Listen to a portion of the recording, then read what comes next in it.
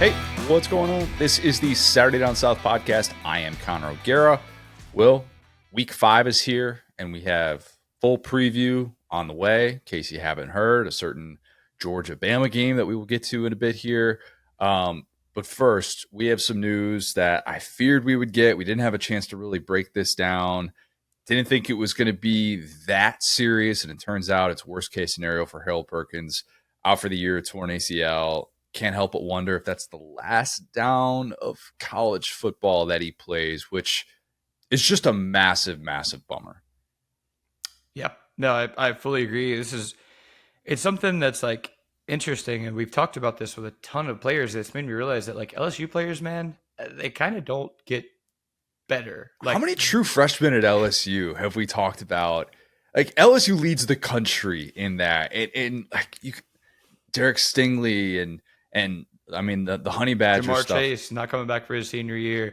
Yeah, I mean you could go through Rick's like all these guys that we've had where it's Kayshon Boutte is another guy. Kayshon Boutte's right? the one, yeah. Where it's like, okay, and not the guys don't get better, it's the guys don't get better in college. Because that's the funny thing as we see, Joe Burrow and Jaden Daniels duel out on Monday Night Football. These guys all produce in the pros. But that's why I loved, Malik Neighbors so much, because he was a guy that got better every year. Really rare at LSU. Often you will get one big year a la Honey Badger, and then you just kind of disappear, go be a great pro. Ryan Perrilloux.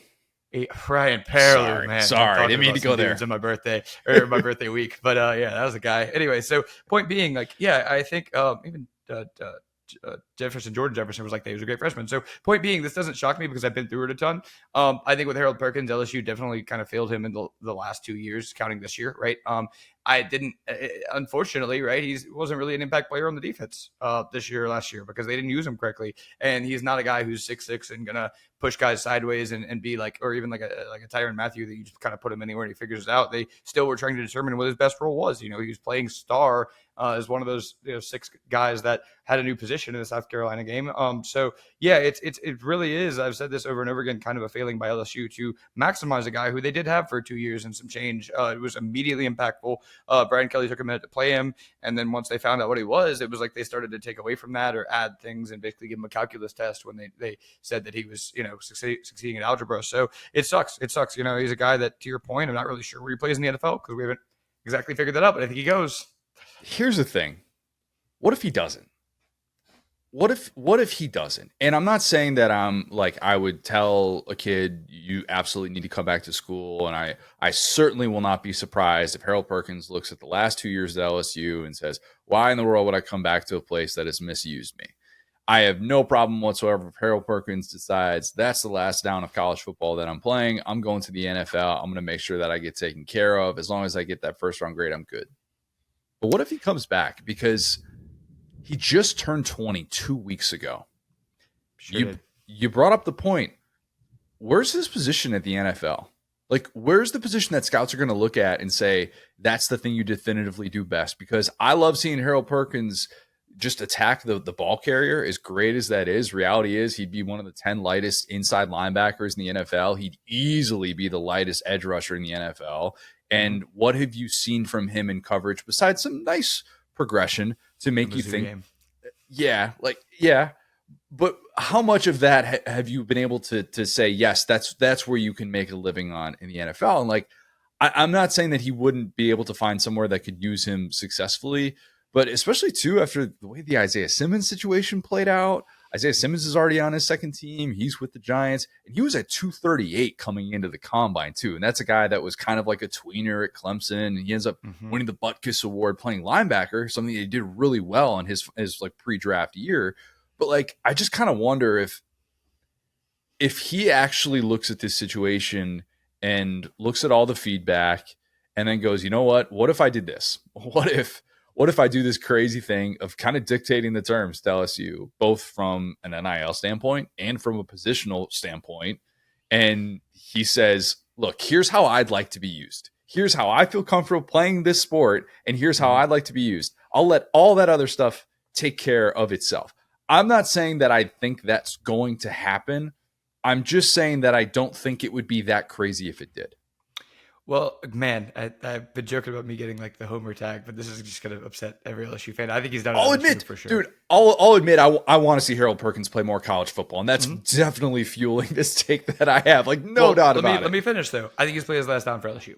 Um, Mm, because at mm. the end of the day, if you're Harold Perkins, what have you seen from this university on defense specifically? And I know Blake Baker's been great for linebackers. Like I get that. But if you're going to come back to college, to your point, if I'm Harold Perkins, I go to either the highest bidder or go to a place like Georgia where it's like, hey, if you just hang out around Kirby Smart, you're going to go in the first round at this point, kind of like on Nick Saban. I mean, he produces great players, but LSU, he has so much bad tape out there. If I'm playing the wrong position, Yeah. if you just put him around a bunch of 5 stars and say, Harold, do two things well, you're going to go in the first round. We've seen that go to, even like a Texas, not to say that they're, they have the same pedigree as Georgia, but the money is going to be there. The spotlight is going to be there. So I think he's definitely played his last down for LSU just for a couple of reasons. LSU doesn't, we've seen, have the money of a Texas or a Georgia.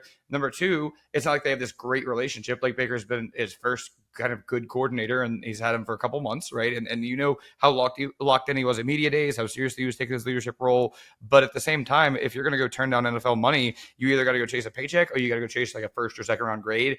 And I don't think you get either of those at LSU. Yeah, and like that's the other thing too is, even if teams want to work you out at different spots for the draft or something, you're going to be coming off a serious knee injury. I don't know what you're going to be able to do. If Mm-hmm. it's a little bit different than these guys who go into like a Jameson Williams who obviously like went into the pre-draft process coming off the torn ACL, but he put together such great film with that year that he had at Bama that it was like, all right, his draft stock, he's going to be good to go. He's not going to necessarily have to go out there and prove anything.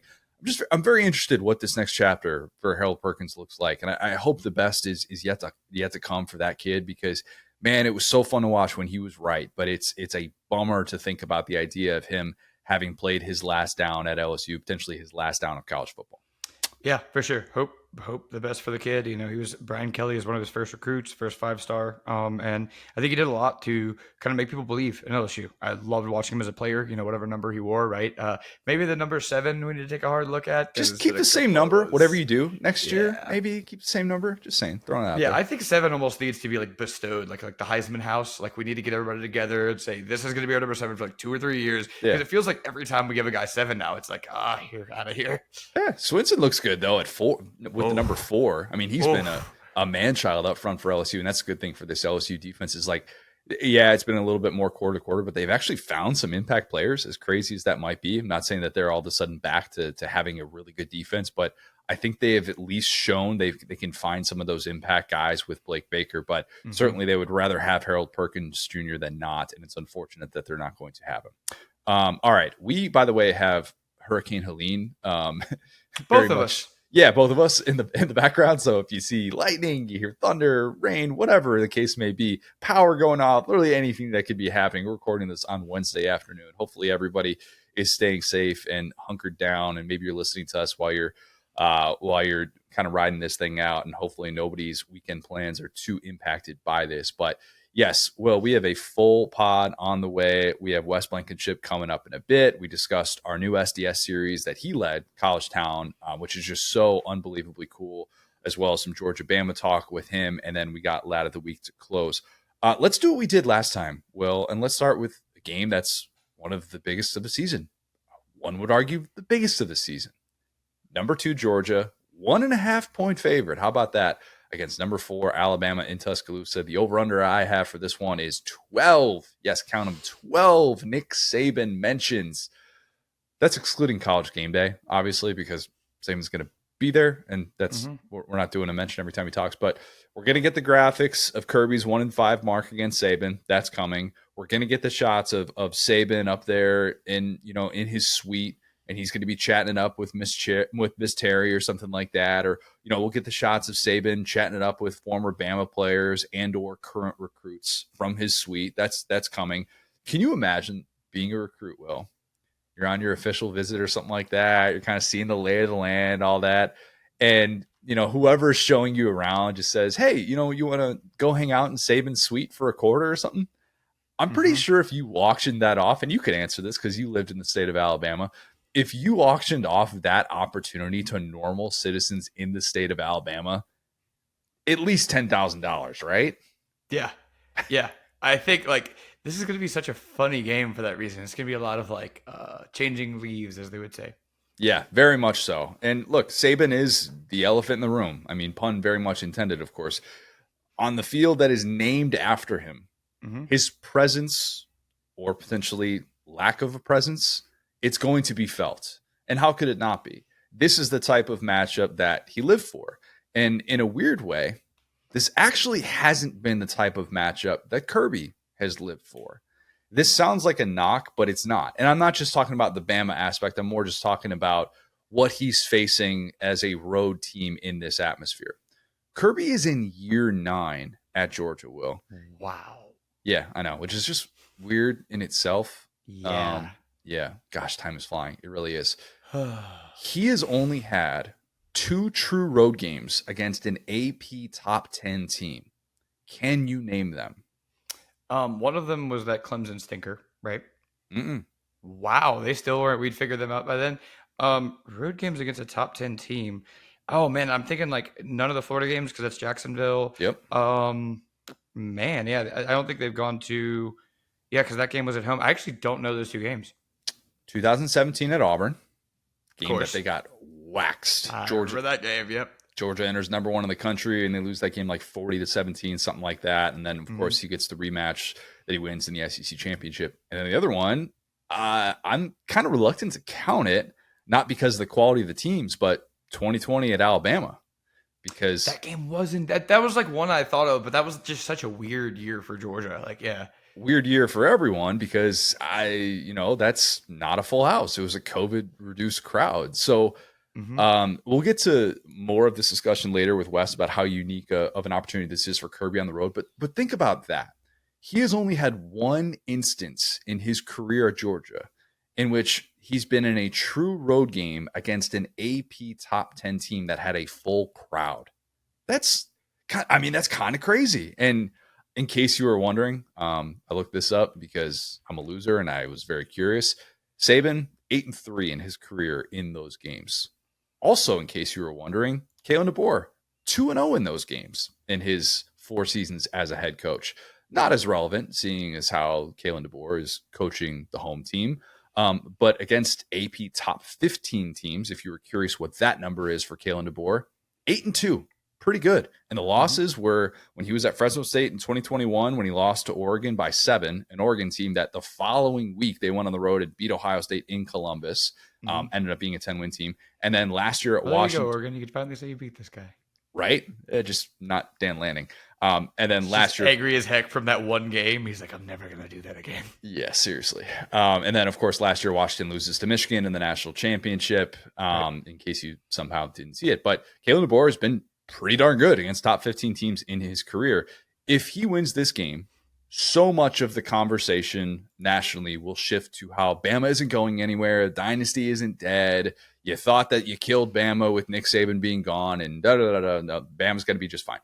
If Kirby wins this game, the conversation will shift to the shrinking list of coaches who can stop Kirby in a post-Saban world. It's not that Kalen DeBoer is necessarily on that list right now. It's that we don't know if he is going to be on that list right now. Huge ramifications on both sides. Obviously, those dynamics are at play. I can't wait to see how Kirby and Glenn Schumann approach the Jalen Milroe assignment again. Last year in the SEC championship, Milroe won that game with his arm, and he won that game with his legs. It was the arm that made it a 10-point game in the middle of the fourth quarter, and it was his legs that picked up the 2 first downs and put Georgia's three-peat bid not just on the back burner, but completely off the stove. That's what he did to that team. Georgia should be the healthier team in the trenches, I would guess, if they get some of those guys back up front. Potentially going to have Michael Williams back. He's been banged up in the first part of the season, unfortunately. That would be huge to be able to potentially test that Bama offensive line, especially those Bama tackles, which I do not necessarily think we can be convinced that they have turned the corner. Still not sure how they're going to hold up against guys that can get after the quarterback. I expect Jalen Walker will be able to do that as well. If we saw a lot of Jalen Walker on Caden Proctor, would not surprise me one bit. Can Georgia disguise those looks and confuse Jalen Milroe in his 4th game in this offense?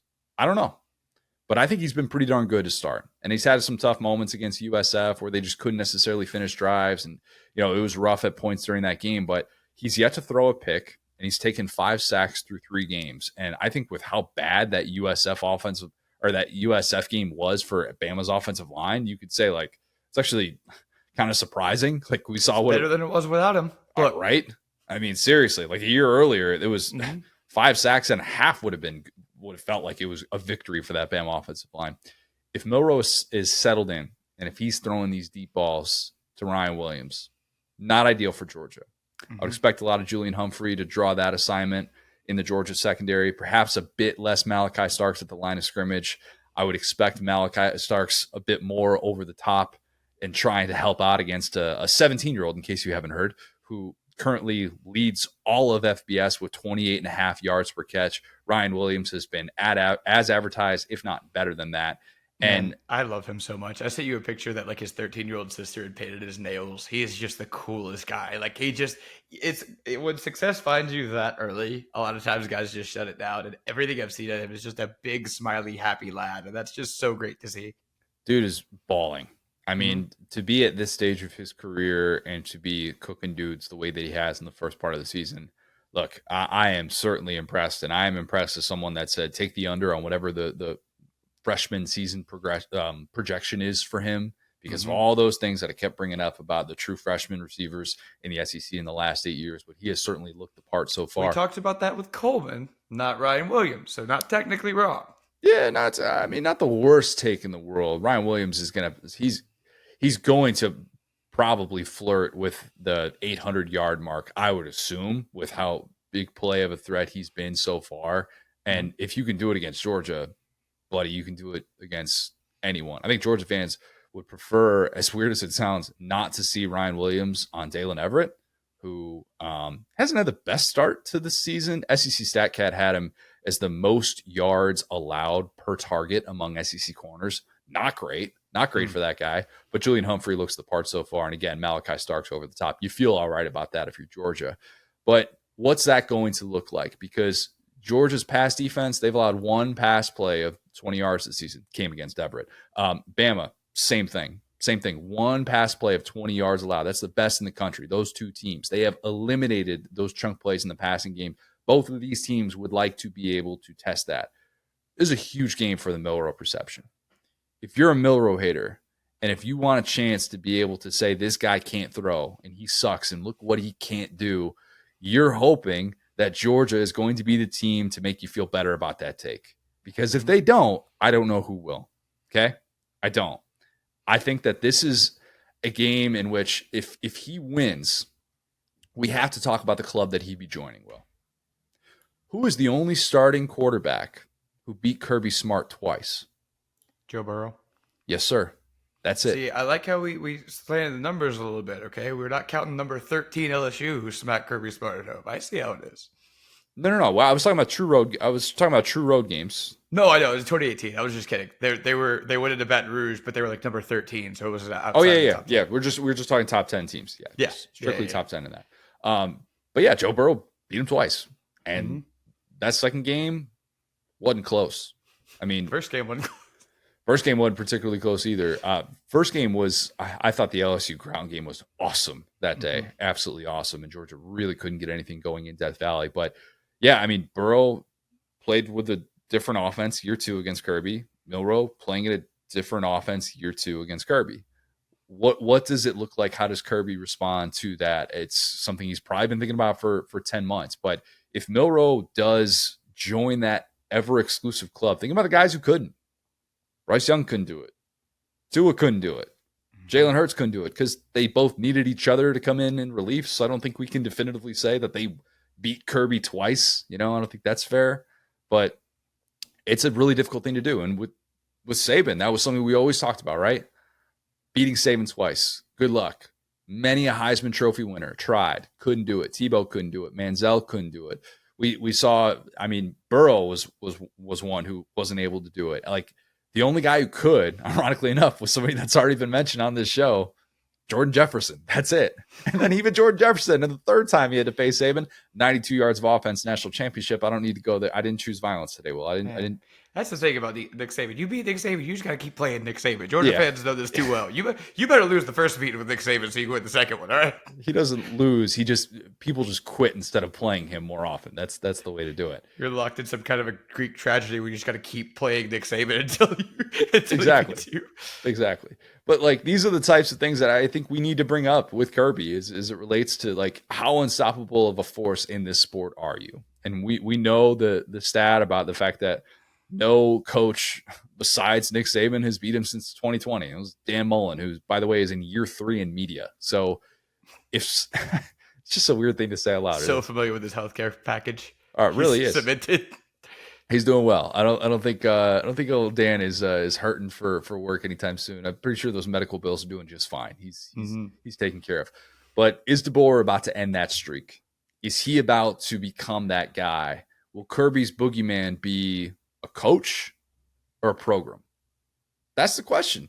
That's the question that we need to see answered. We are going to get an answer on this. I went back and forth, Will. Back and forth. Then I came back to what Marty Smith said on this show a month ago. Georgia's motivated by that SEC championship loss. 10 months to think about that game. Just as they look when they're behind the wheel, I think the dogs come out real fast. Real fast. Come on, bro. Sorry, that's sitting right there. Come on. Even Georgia fans, you know. I feel bad for laughing at that. That's how good that joke is. I think Georgia this time is the one that keeps Bama at an arm's length. And instead of Georgia being the team that feels like, man, we just can't get that go-ahead score, we can't get that stop that we need to, it's Bama that's in that spot. I think we're reminded that Carson Beck is pretty darn good, despite the fact that this start hasn't been what many, myself included, expected from him. But also that Georgia's discipline on the defensive side of the ball is second to none. That's going to set the tone in this one. I think it's a game that Milroe starts off slow and settles in, but not enough to beat Georgia. And I think it ends with him making a late mistake. Georgia wants a reckoning. I think that begins on Saturday night with a 31-28 Georgia victory.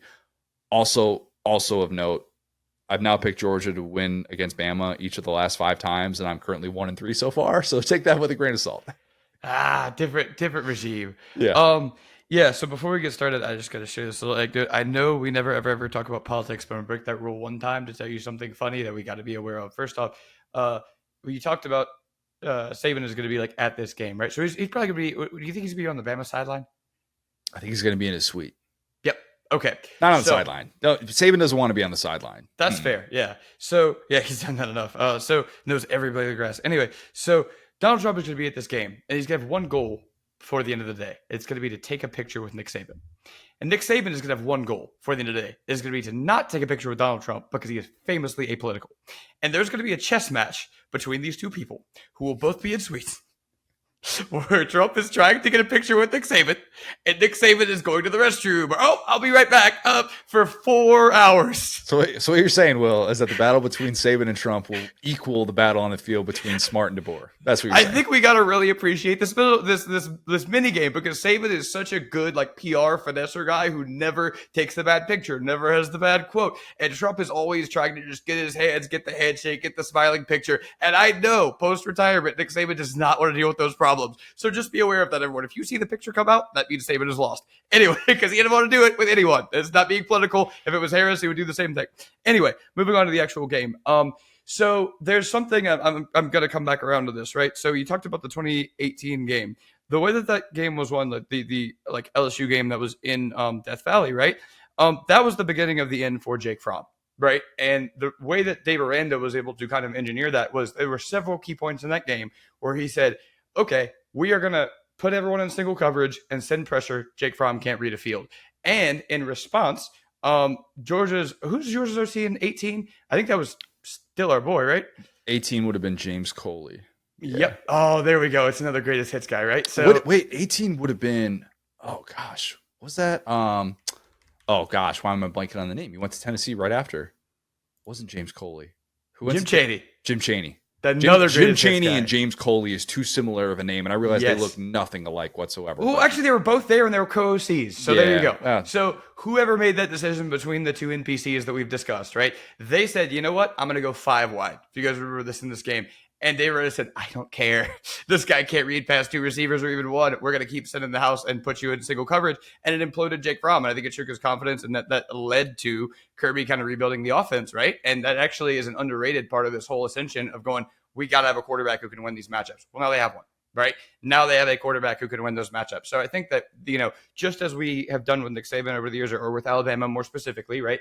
We pick out these losses and say, what do we learn? Well, for a while, Saban, it was the mobile quarterback thing because, Cam, Jefferson, and you talked about a little bit of Garcia in there, right? So I think that is a weakness that's already been corrected. Now, not the Carson Beck we saw last week. Let me start there, okay?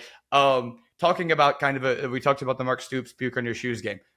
I think we're both in lockstep here that game is just a game that Kirby Smart has every year, right? Yeah. It's a game on the road. Because if that Georgia team shows up, it's not going to be good. I don't know that Georgia team. What's a way to say this? I don't think that Bama's strengths line up necessarily with Kentucky's strengths to force Georgia into that type of a game. If they play a game that's 13-12, I'd be stunned. I just think there are going to be more chances that Georgia's going to be willing to take downfield, and they're going to try and get those chunk plays in the passing game, because I think they kind of realize, like, we need to be able to hit on some of that, and we're doing ourselves a disservice if we don't. And I'm not saying that they held all the good plays for Bama. I'm not saying that. Don't interpret it that. I'm not trying to disrespect Kentucky, but I just don't think they play in that type of a game. Yeah. No, I'm with you there. And I mean, I think it is just kind of being more conservative against a more conservative coach, right? At the end of the day, I think that, you're not saving the good plays, but unless we're going to assume that, like, Mark Stoops, really had Kirby where he wanted him, right? And was really just had him in a box. I think it's closer to playing like playing mistake-free football over all else, which you can never really do, right? So I think you're going to have to open up the offense, which is what they couldn't do in 18. That's where I'm bringing it all the way around, right? So you can't play that style of Georgia game. You can't play the Jake Fromm style. You can't play the last week against Kentucky where the defense starts to load the box and you can't make them pay, right? Georgia is a team that historically, and even now, when the SEC has gone through these weird offensive line grips where you're like, wow, Kentucky can't block and Arkansas can't block, Alabama can't block. Georgia's always been pretty good at that, right? So it's as people have started to go more towards kind of like the 22 personnel, bringing in tight ends, and we saw that with Washington and Bowers. Georgia was actually kind of on the forefront of that in a funny way, where they started going bigger and heavier and pushing teams around that were in more of kind of like that nickel-based defense with the extra DBs, right? So point being, Georgia isn't old school. They were first to the new kind of what the NFL is trying to figure out now, where you see more too high. You can't spread the ball out with 3-4 wide receivers. You got to punch guys in the mouth, right? So that being said, against this Alabama team, you do not want to get in a rock fight with this Alabama team, who has a super mobile quarterback, who has Ryan Williams, who can be a game breaker on any play, who is a stable at running backs. Like, you just don't want to do that, especially against a guy like DeBoer, who we've talked about, the cocktail napkin guys that can just make up plays, right? DeBoer can just throw 10 plays into a game you've never seen in your life before. You do not want to be in that style of game. And, not to pick on Georgia's offense or anything, but with Mike Bobo, but he's just never really been that guy that's going to give you this crazy design of a play that you're like, whoa, I don't know who has the ball. The cameraman's lost. So I think Georgia needs to play confidently. And I think we're going to see a lot really early in this game. I think in the first 5 or so minutes in this game, if we see old school Mike Bobo, I don't think you're going to be able to get to halftime and make adjustments if you're playing against a team like Alabama. Now, that being said, like we've talked about, with the bully graduating, right? And we've seen this with Lanning and Oregon, where he couldn't beat Washington. Now he didn't have to deal with that anymore. This is as big, if not bigger, than any game, I think, outside of that national championship game, because at the end of the day, it trickles down into everything, right? It trickles down into recruiting, perception, all this different stuff. If Kirby Smart cannot beat this version of Alabama that was just slightly decimated, not a la some of these other schools in the transfer portal, right? We've seen, guys leave. We've seen, this kind of I don't even want to call it a scramble, because like we talked about, they did it pretty professionally, about as good as you can say. But it's not a continuity. It's guys learning new playbooks. It's guys having new coordinators, all this different stuff. So if your whole thing at Georgia is come to Georgia, we are a program. a la what Tom Brady said, right? We have a certain offense we run. We recruit a certain type of player, a tight end. We don't recruit receivers. No, but like point being, like we have a program. This is what we do, and all these other teams are going to go, where they're going to be washed over like sandcastles. It's really, I mean, it's Kirby and Mark Stoops in terms of like the oldest coaches in the SEC right now, or like the coaches that have been around the longest tenured coaches, not the oldest. Yeah, they're the elder statesmen of the SEC. They're the only two coaches in the SEC who have coached their respective programs in a game that was played in the 2010s. Yeah, exactly. And I mean, that's what's so scary about this with Georgia, whereas if you're at home, you have DeBoer, who you don't expect Alabama to, like most people do not expect Alabama to win a national championship this year. And that's the first time I can remember that since like the Bush administration. Like this is, if Alabama does not win a national championship this year, it will not be disappointing. They have a first year head coach who everybody is trying to get him to comment on everything and get him out of his element. He's doing a great job at not doing that. It's about establish that you can win in the SEC, right? Historically, Georgia has struggled with these style of games. I will say this is lined up for kind of the inverted wear black at the funeral game, where it's like Alabama has been that bully, right?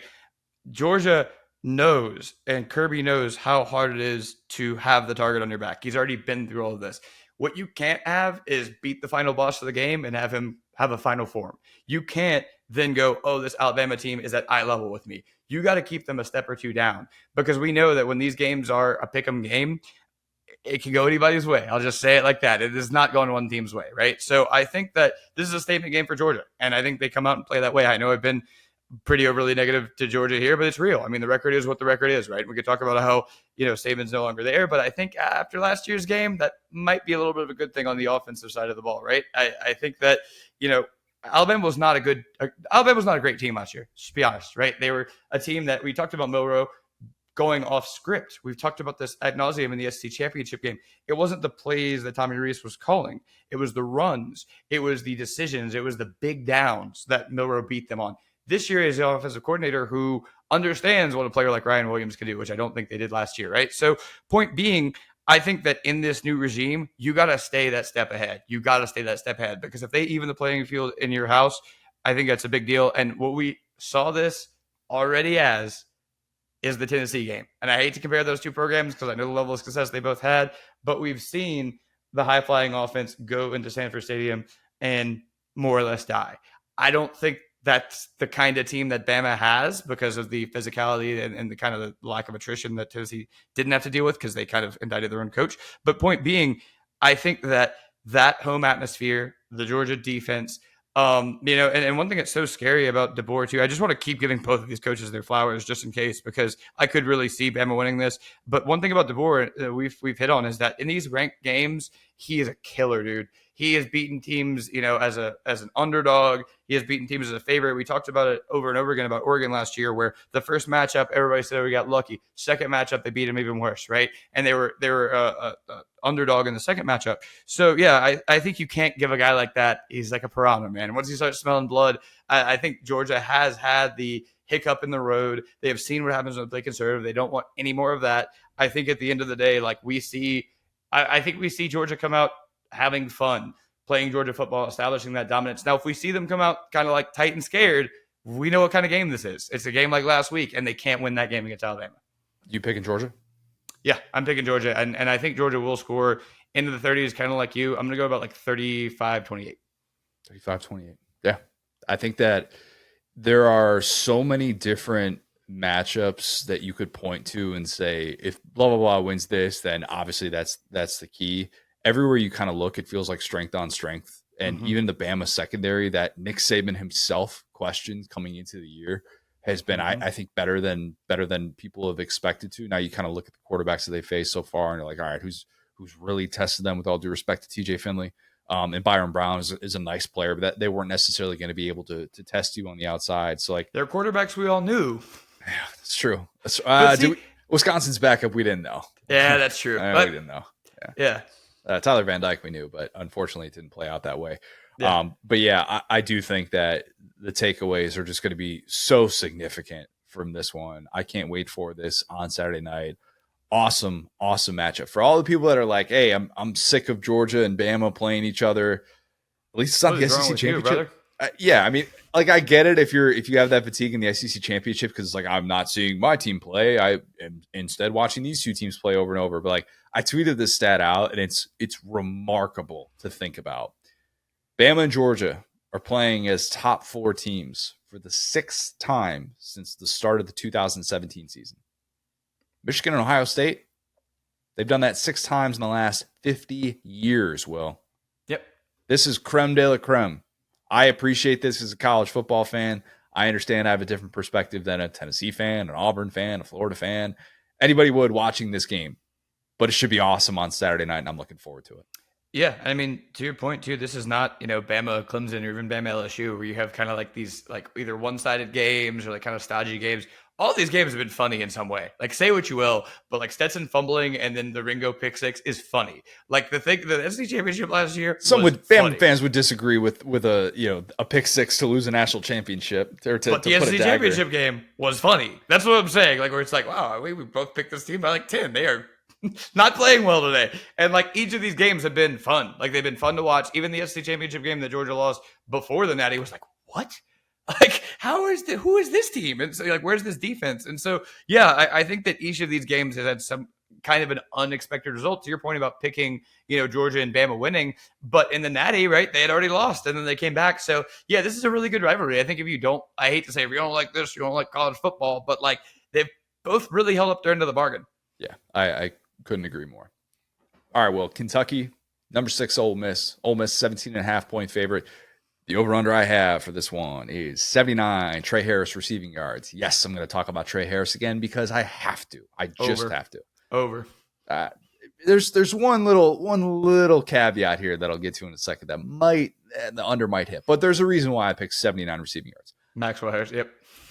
Maxwell Harrison's a really good player. Unfortunately, Deion Walker, I did not have him among my top 10 SEC players as he recommended, but that's a different subject for a different time. I want to see if I could dig this up because of how good Harris has been with 628 receiving yards through 4 games. With 79 receiving yards on Saturday, he would have the most pre-October receiving yards of any Power 5 receiver in the playoff era. Oh my Think goodness. about that. Yeah. He would have the most receiving yards of any Power 5 receiver since Brandon Cooks at Oregon State 2013. He had 807 pre-October receiving yards that season. I'm going to guess that Trey Harris isn't going to hit 180 receiving yards on Saturday because, again, Maxwell Harrison, pretty darn good player, very good cover corner, kind of a walking pick six, even if he doesn't necessarily, even if it's a game in which Trey Harris gets a fair amount of targets, there could still be a lot more instances in which Jackson Dart goes, nope, I'm just going to not pick on that guy. Let's see if Juice Wells is open. Let's see. Who's the number 2 receiver? Juice Wells had a nice resurgence so far, and being healthy, you're reminded this guy is a pretty special player, and it's a bummer. I know South Carolina fans that he wasn't able to be on the field last year. Let's just say that, be on the field. But Harrison's a big reason why this Kentucky defense has only allowed 2 passing touchdowns in its first 4 games, both of which I thought were kind of blown assignments in the South Carolina game when I thought that defense was absolutely gassed. Can't really blame them for that. How does Ole Miss as a whole handle what will easily be, in my opinion, the toughest defense that it has faced so far? Does that banged up Ole Miss offensive line, is that able to kind of hold up well? Can they run the ball against a top 10 run defense? Speaking of the Ole Miss ground attack, Will, it's getting weird with your boy Ulysses Bentley IV. Real weird. He is the 3rd string running back on this team, and nobody seems to know why. Yeah. Not even his dad, who's tweeting and doing that stuff.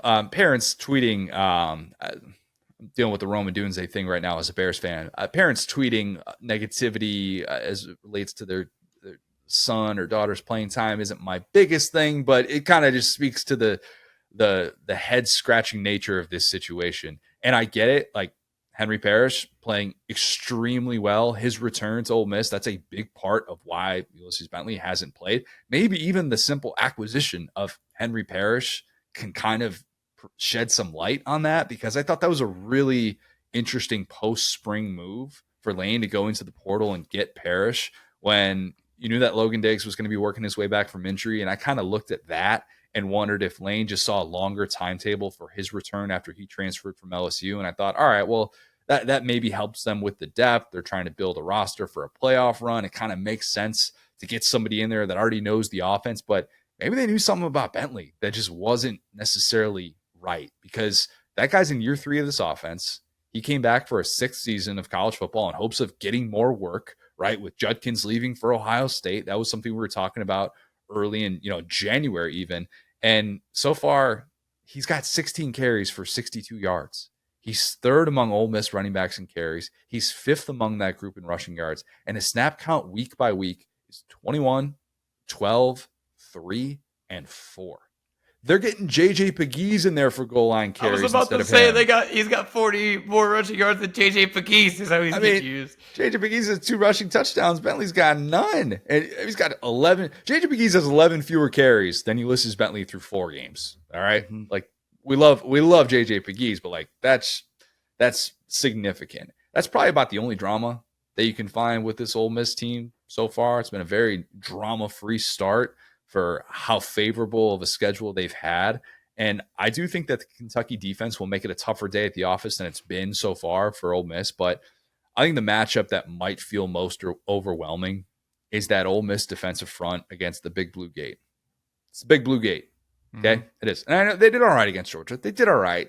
Second half, they were still not exactly holding up for Brock Vandegrift. But I think Walter Nolan and Princely Umanmiel and those guys have come in and been as advertised. I mean, everything that Lane and Pete Golding could have hoped for, they have been so far. And I was one in saying I think Walter Nolan's kind of overrated coming into the season. He has shut me up. He has looked the part on that defensive front. And I think even if the very underrated Jared Ivey doesn't return for this game, he was dealing with an ankle injury that he suffered against Wake Forest. I think that group should dominate up front. So I'm going to go 28-14 Ole Miss. So it's a narrow cover for Kentucky, but I think it's a game that Ole Miss feels like it's going to win throughout. I think they get off to a nice fast start and they run the ball kind of throughout later on, and it's not necessarily a game in which you feel like Kentucky has much of a chance. Yeah, it's pretty interesting about that too with Ulysses Bentley is that underratedly Lane has been a guy who like has really good competition. Like always. Yeah, like because we talked about that with Spitzer, what was his name? Sanders, the backup quarterback from Oklahoma State that came in and just never played. Yeah. I'm forgetting dude's name because he never played because they had Jackson Dart and he was already kind of like it was kind of like when he was in that weird like situationship with Jackson Dart and he didn't know if he wanted to start over. Brought in 2 portal guys. Brought in Walker Howard as well, coming over from LSU. Yeah. Walker Howard, by the way, speaking of 3rd string guys, he's 3rd string. Austin Simmons has passed him up after he moved up 2 classes to reclassify. Like Lane doesn't really care about that as much. Like he doesn't care. You talk about like, popular topic of conversation today with like the UNLV quarterback and promises that have been made. Lane doesn't really care about that whole like promises thing with the depth chart and stuff. And I think that's kind of played out already.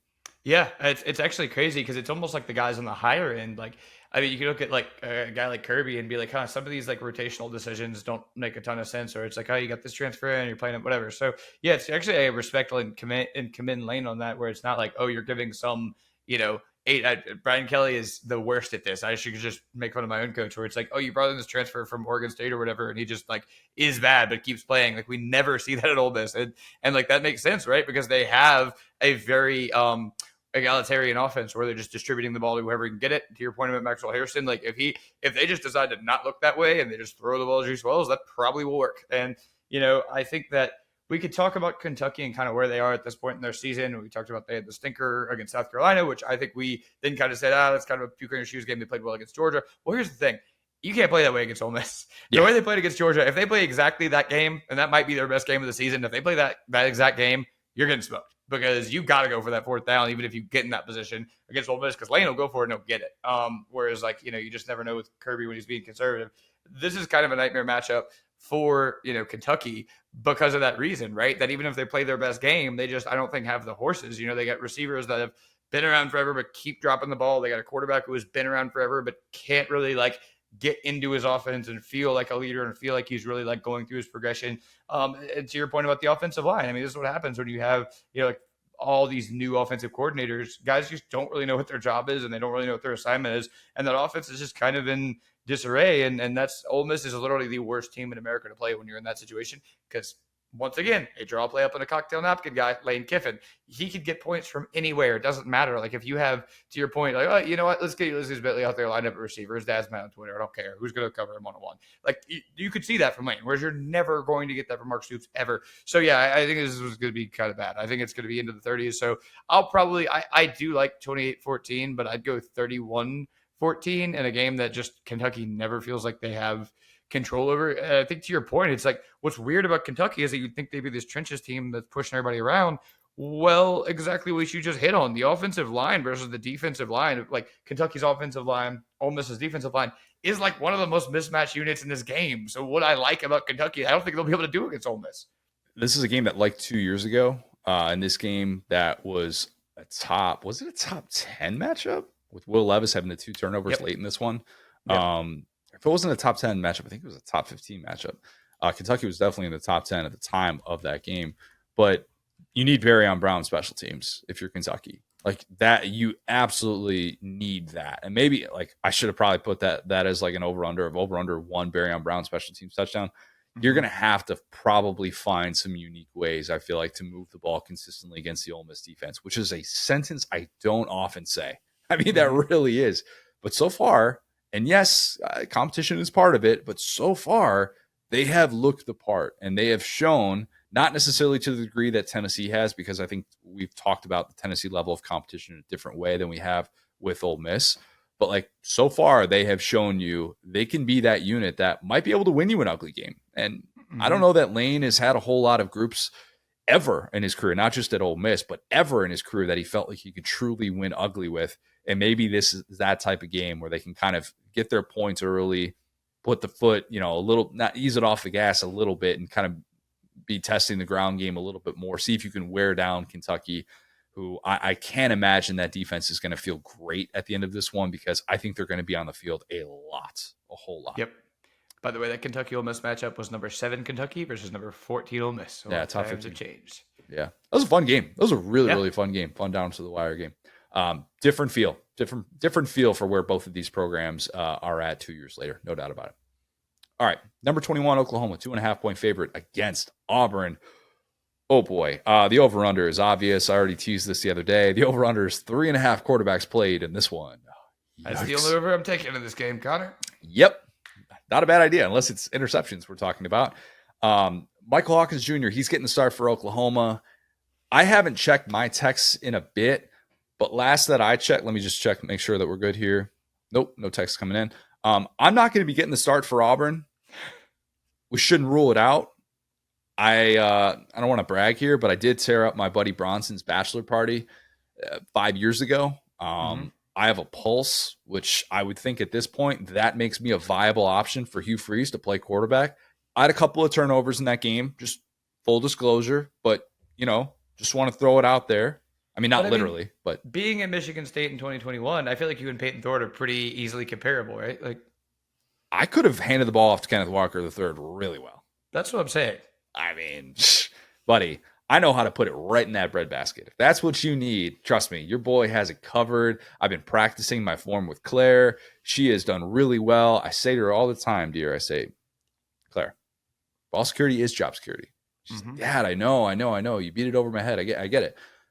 I'm just saying, they're going to be so desperate, Auburn, to find any sort of option at quarterback. That's going to be so well documented. The angst that you're going to feel in that stadium is going to reflect that, because let's call it what it is. It's been a terrible month of September for Hugh Freeze. It's bad enough that he's already lost 2 games at Jordan-Hare at this point in the season, but he's got Bo Wallace out here saying that he threw quarterbacks under the bus. Take whatever side you will on that. I think most coaches on the offensive side of the ball just wouldn't argue with Bo Wallace too hard.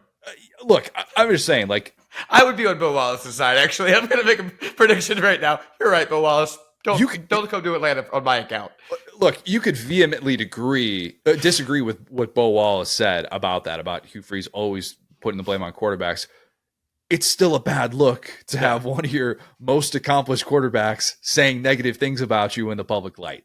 Coaches don't want that. That's bad. And it's also bad to go on Auburn Sports Network, as Freeze did, and say that if Auburn plays Arkansas 9 more times, they win that game 9 times. Disagree. By the way, shout out to Arkansas social media for just going right into that. Underwater. Love that. Oh, goodness gracious. That's chef's kiss social media behavior. But in this hypothetical world that Hugh Freeze has created, he's telling himself that he found a quarterback who knows how to not turn the football over. In the actual world, the one that you and I and everybody listening to this lives in, he hasn't found a quarterback who can do anything. So what are we doing? What are we doing? Yeah. Brent Venables believes that he has a quarterback who knows how to not turn the football over. He believes he has that. He believed he had that last week too, and now he's got a different quarterback he believes that about. Fair enough. We'll see how that goes. Interesting move to name Michael Hawkins Jr. the starter early in the week. I was not expecting that. I thought there'd be a little bit of gamesmanship there from a defensive-minded coach like Venables. Definitely a different guy to prepare for than Jackson Arnold. So I thought they were going to try and play it coy, and it was going to be kind of, we're going to see how these guys practice, and then we're just going to roll out our starter. I thought we were going to get some of that. We are not. But let's see how a true freshman handles that week of prep. Let's see how he handles that atmosphere, a defense that's going to game plan to face him. Look, I don't know that he's going to set the world on fire, but I do think that we see Hawkins and Javonte Barnes, who has emerged as their lead back instead of Gavin Sawchuk. I think they rely on them as a 1-2 punch. And even for an Oklahoma offense that's really struggled to run the football, I think they kind of find a little bit of an identity in this game. And it's not full Texas A&M at Florida. I'm not saying they're going to run the football at will like that, because this Auburn defense is much better than that Florida defense is up front. But I think Oklahoma has realized that they can't throw the ball the way that they wanted to because of how banged up they are at receiver. And that's obviously part of the quarterback change that they made and this offensive identity search that they are still undergoing. And the question is, can you get that offensive line to find what they want to do in this game? Because that's the biggest thing. And I think that they're able to do that. I think they're able to do that against an Auburn defense that, let's be honest, probably hates life right now. I don't blame them. I would hate my life if I was the Auburn defense. You gave me another short field to have to defend against. They're taking over at the 15. What are we doing here? I mean, same with Oklahoma's defense, if we're being honest, after the Tennessee game. But honestly, Will, I'm just sort of sick of picking Auburn at home in winnable matchups and defaulting to how difficult it is to play in that atmosphere for teams that have obvious shortcomings, which Oklahoma does coming into this game. They do. I'm not saying Oklahoma beats Auburn 10 times out of 10, but I am saying that the Sooner defense is more than capable of going into that building and shutting down any person with a pulse that Auburn attempts to play at quarterback, including myself. If I do get that text, which has not come in yet, I'm going to take Oklahoma to win this one, 27-13. So, after looking at their schedule, I think I've identified that this is the Jordan Hare game. Last week, I said don't say Jordan Hare. Don't say Jordan Hare. Look, Jordan Hare. We don't want Auburn fans getting in the comments. I will respect this. This is like the Kyron Lacey thing, okay? If you guys go lose to Arkansas, I'll call you Jordan Hare, Michael Jordan Hare. Anyway, because you got none of it. Anyway, so point being, I think like this is the game, right? Because if you look at their schedule, they have somehow inexplicably scheduled 3 road games after this, and then home dates against Vandy and ULM. What do you mean they scheduled 3 road games? You think they dictate how that goes? No, not them. I'm talking about like the SEC is they. Like the SEC has given them like a big. This is like one of my buddies doing like an NCAA dynasty. It's like, how did you end up with this weird schedule? Arkansas had this last year where it's like a month, and Pittman was really upset about that. We've got over a month where we're not going to be at home. Yeah, I get it. Yeah, it's they got to go talk to whoever does the NBA schedules, because as much as we make fun of like the schedules of baseball and the NBA, it's way better than this. So point being, like I think this is the Jordan Hare Stadium, right? Like this is the Jordan Hare game, right? Like if you're kind of in Greek life, if you're part of that community, like you're not going to have a chance to see your football team at home literally until November. And I think they want to. Do they want to, Will? I think that's kind of why you go to Auburn. You know what I'm saying? Like, I think you at least needs to be part of it, right? Like, Toomer's Drugs rules. Like, don't get me wrong, but like, you're gonna want to see some good SEC football. So, get to their credit, the crowd like came out, for like a decently early game, 2:45 local kick. Sorry, that's 2:45. That's coming up. There was an early game last week, and it wasn't a night game, and like they showed up fine. But point being, like, I think this is the game where we've seen, a flawed Oklahoma team, like you talked about. And like I said, last week I did not pick them. I get it. There was a little bit too much. I don't see the Bobby Petrino on this Oklahoma team, just to be honest with you. Like, I sent you like the stats on, Bobby Petrino and how they're amazing on third down and how they have these like interesting play calls and how they can overcome quarterback play. I don't think that Venables has shown that outside of Dylan Gabriel, who is a guy who could do it with his legs, he could kind of like we're seeing how guys look when they have these mobile quarterbacks, a la, the difference in Tennessee this year and last year. Mobile quarterbacks, when you're not like finding your rhythm offensively, are just like a magic potion. And I don't really think Oklahoma has the ability to do something well right now. I know they have a couple of good receivers and one got hurt, but at the end of the day, like I think that this all lines up for everyone's dumping on Hugh Freeze. Nobody believes in him. Like, that looks like a bad hire. His record's worse than Harsin. Everyone's getting cold feet. He's got the quote out there. Like, I hate to say coaching for his job already, but dude, next week they're at Georgia. That's a game they're going to lose by 30. You know what I'm saying? Like, I'm not even being mean. It's just you're at Mizzou after that. Like, do you feel like that? Hey, anybody can do that for a day in Mizzou. I get it. But, like, I think that at the end of the day, like, they have to win some SEC games. They have to play some offense. Like, you sure about that? Do they have to win SEC games? Is that important? Well, Hugh Freeze does, or he's getting fired. Exactly. Like, technically they don't, but he's going to get fired if they win, 2 SEC games at Kentucky and Vandy this year, which is kind of what it looks like they're going to do if you can't beat Arkansas, right? So, and you can't beat Cal at home. So I think this is kind of the last stand for Hugh Freeze. If he loses this game, like, we're about to start having the buyout discussions because it's not going to get better from here. I was just going to say, well, I haven't looked up the Hugh Freeze buyout number yet out of principle. Mm-hmm. I looked it up with Brian Kelly because do I want to say this? Yeah, screw it. I'll just say it. When I hear Brandon Walker say something stupid, I like to show him how dumb he is. Right. And that was something he talked about in the preseason. So I felt the need to actually dig up that number. But yeah, with Hugh Freeze, you'll lose this game. We're going to have that buyout number ready to go on Sunday. Yeah, promise. And hey, don't let Brian Kelly say that quote about 9 games because there'll be people outside of his house and there'll be LSU fans. But point being, I think that, here's a fun little game. When you're watching NFL football on Sunday, you see a receiver make the sickest play you've ever seen. Oh, wow. DK Metcalf, Hugh Freeze guy. Yeah. AJ Brown, that's a Hugh Freeze guy. Evan Ingram hadn't done it a ton this year, but that's also technically a Hugh Freeze guy. And it's like, when is that guy that they hired going to show up? And if it doesn't happen this weekend, I think he's going to get fired, man, because I don't really see it getting better. Like I said, I think that he knows. You're saying at season's end, you think? At season's end, yeah. The schedule just gets worse from here. Like, Oklahoma's not a team that should be able to smack you. If you get smacked by Oklahoma, kind of in the way that you've described, you're getting fired because Georgia's going to smack you. Never want to count Mizzou in for anything, but they should smack you, right? Alabama in Bryant-Denny should smack you. You're going to have lots of embarrassing losses if you can't get, and even if you you have to have this win so that your fan base can stomach those losses that are still probably inevitably coming, because that quarterback's not walking through the door. Like, Cam Newton is not checking back in. Like, this is the guys you got because you didn't hit the transfer portal, but you still have this ability, allegedly, as a schemer, as a game planner that everybody keeps talking about. So I think this is the game that they come out and put up, let's call it 28 points, which against Oklahoma, buddy, it could be a lot.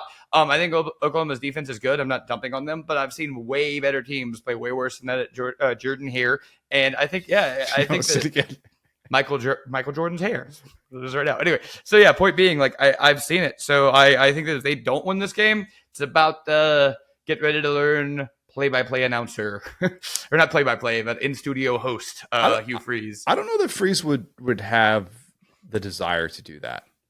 I don't think he would. Yeah. I don't think he would like to expose himself to people who can be mean on the internet for no reason. Yeah. I think he's got a little bit of a different a set of aspirations in life. Who knows? Maybe he would do that. Start getting those sermons ready now, buddy. You know what? Everybody's got their own path. Everybody's got their own path. Mega church. Yeah. Hugh Freeze has had certainly a unique one to get to this point, but he sounds desperate. Yeah. If nothing else, he sounds very, very desperate. Let's see if his team plays desperate on Saturday. All right. Well, Arkansas, number 24, Texas A&M. This game in Arlington. Texas A&M is a 4-point favorite. The over-under I have is 29 combined quarterback rush attempts. Big game for that. Big game for that. If you're a fan of doing that in college football 25, like, this is the game for you to watch, because Taylor Green has had a minimum of 17 rushes in his 3 starts against FBS competition in Arkansas. Marcel Reed has had at least 12 of those in his 2 starts against FBS competition. Speaking of that, Mike Elko said that Connor Wigman is progressing. My guess, and again, this is coming out before injury reports, those coming out on Wednesday night make this really difficult when we record on Wednesday afternoons, because sometimes there are things that we definitely would have talked about, and obviously we're not able to go back in time and do that, but just keep that in mind. I think we're going to see one more Marcel Reed start and then A&M will kind of make a decision on this trial run. I think we are going to see a scenario in which Marcel Reed will get the opportunity to lead A&M, and if he can beat Arkansas, then I think he keeps the job. And I think Wigman becomes a really popular portal candidate at the end of the season. And if he doesn't win this game, Marcel Reed, then I think Wigman is the starter against Mizzou next week. And maybe that's an unpopular opinion. Maybe there are people that are telling me, Connor, you are way too in love with Connor Wigman. I fully get it. I've had to kind of take that one on the chin for some strong things I've said about him. But I just still come back to the belief that, like, we have not seen Marcel Reed against a good defense yet. And people are like, oh, he's the guy. They struggle to put away Bowling Green. And I'm sorry, but Florida doesn't get to count as your case to be a starting quarterback. It just doesn't. All right. Mm-hmm. So for me, like, to just bail on Connor Wigman, when I had to watch Connor Wigman running against exotic blitzes that would have had Marcel Reed, his brain in a pretzel, yeah, I get a little bit fired up. I'm like, we're going to compare operating against Florida to operating against Notre Dame with 8 months to prepare for Marcus Freeman and Al Golden. Like, what are we doing? Come on. But anyway, I'll save that for a different time. I do think Marcel Reed plays in this one. And that's not a bad opportunity for a guy that, like, look, I thought he was going to be third string coming into the year after what Jalen Henderson did last year. And then Jalen Henderson gets hurt in the bowl game. And then Marcel Reed steps in as a true freshman and looks really good against Oklahoma State and keeps them in that game, a game in which they had no business being in with all the opt-outs and scholarship. Like, it wasn't quite, I think it was really close to LSU 39 scholarship level. I can't remember what the exact number was for that game, but yeah, like a post Jimbo Fisher 30-day window, portal stuff, NFL entries, like all these different things. And Marcel Reed probably set the stage by playing well in that game. And Jalen Henderson was good down the stretch last year as well. So, like, this is a nice luxury that Mike Elko gets to have as a year one coach. So you can kind of do this. You don't necessarily have to worry, like, oh, if I lose to Arkansas, am I going to lose the locker room or something like that? But I think for Marcel Reed, Arkansas is his toughest test that he's faced so far, even in a building where A&M has just owned. I mean, I know Jerry Jones doesn't want to admit this, but, like, Jerry World is Aggie World, okay? That's what it's been since these two teams have started playing there a decade ago. And I think that even though A&M has just dominated this matchup since coming into the SEC, this is still going to be a tougher challenge for Marcel Reed than going into the swamp and getting 6 yards per carry without blinking. It just is. Arkansas is top 25, both in rushing yards per game allowed and rushing yards per carry allowed. And that's having already faced Ollie Gordon II and preseason first-team All-SEC selection Jarquez Hunter. Okay? They have faced good backs, and they have still looked the part up front. I think it's a bad matchup for A&M. I do. And while I could certainly see a world in which the A&M front forces Taylen Green into some of those mash-the-button decisions in which you're like, oh, my God, Taylen Green, that's like a bottom 10 Sports Center play. What in the world are you doing? You cannot do that on this field and get away with it. It just doesn't work like that. But maybe he will. I don't know. I think I still like the underdog Hogs. I do. And I say that with caution because obviously this game has been a house of horrors for Arkansas. 1 win against A&M since it joined the SEC. 6 of those last 9 losses that Arkansas has had in this matchup have been by 1 score. I mean, it's been a lot closer than what the overall number would suggest. Mm-hmm. I'm kind of surprised that the over-under is 52.5. I would like the under there. I'm going to go Arkansas to win this one outright, 24-21. And this game is going to be so silly, isn't it? I think so. I hope so. You know, it's crazy because you could almost argue that Mike Elko, a first-year head coach, is going to bring more of the adult atmosphere to this matchup than Q Freeze and Auburn did last week, because that was a silly game last week as well. But yeah, this is just a fascinating game. I think, like, kind of to your point, right? Like, yeah, I'm not out on Wigman, right? I'm not going to say he's better than, Jaden Daniels or anything, but I think that at the end of the day, I don't know. Just think about that. All right, just go back to the Miami game. Will go back to the Miami game. Listen, I was gaslit on the other quarterback on that side. They both got us in that game, brother. So no shame there. But yeah, point being, I get it. Like, you always like the new guy, but I do think, like, if they had Wigman, I would feel very confident picking Texas A&M here. I'm actually pretty fascinated to see, like, Landon Jackson versus the A&M offensive line and Jalen Henderson, who, like you were talking about, like, just doesn't have a ton of reps in the offense. Jalen Henderson's not playing in this one. Marcel Reed, my bad. Against Marcel Reed, who, like, doesn't have a ton of reps in the offense. And so like I'm actually really fascinated with that one matchup just because like as a pass rusher, we've seen like Jackson really make some impact plays. And like how are you going to deal with like kind of a unique player like that? Yeah. Point being, I mean, this sounds insane. It sounds insane, but I gosh, it's gonna be Bobby Petrino versus Mike Elko. I think I got to take Mike Elko, man.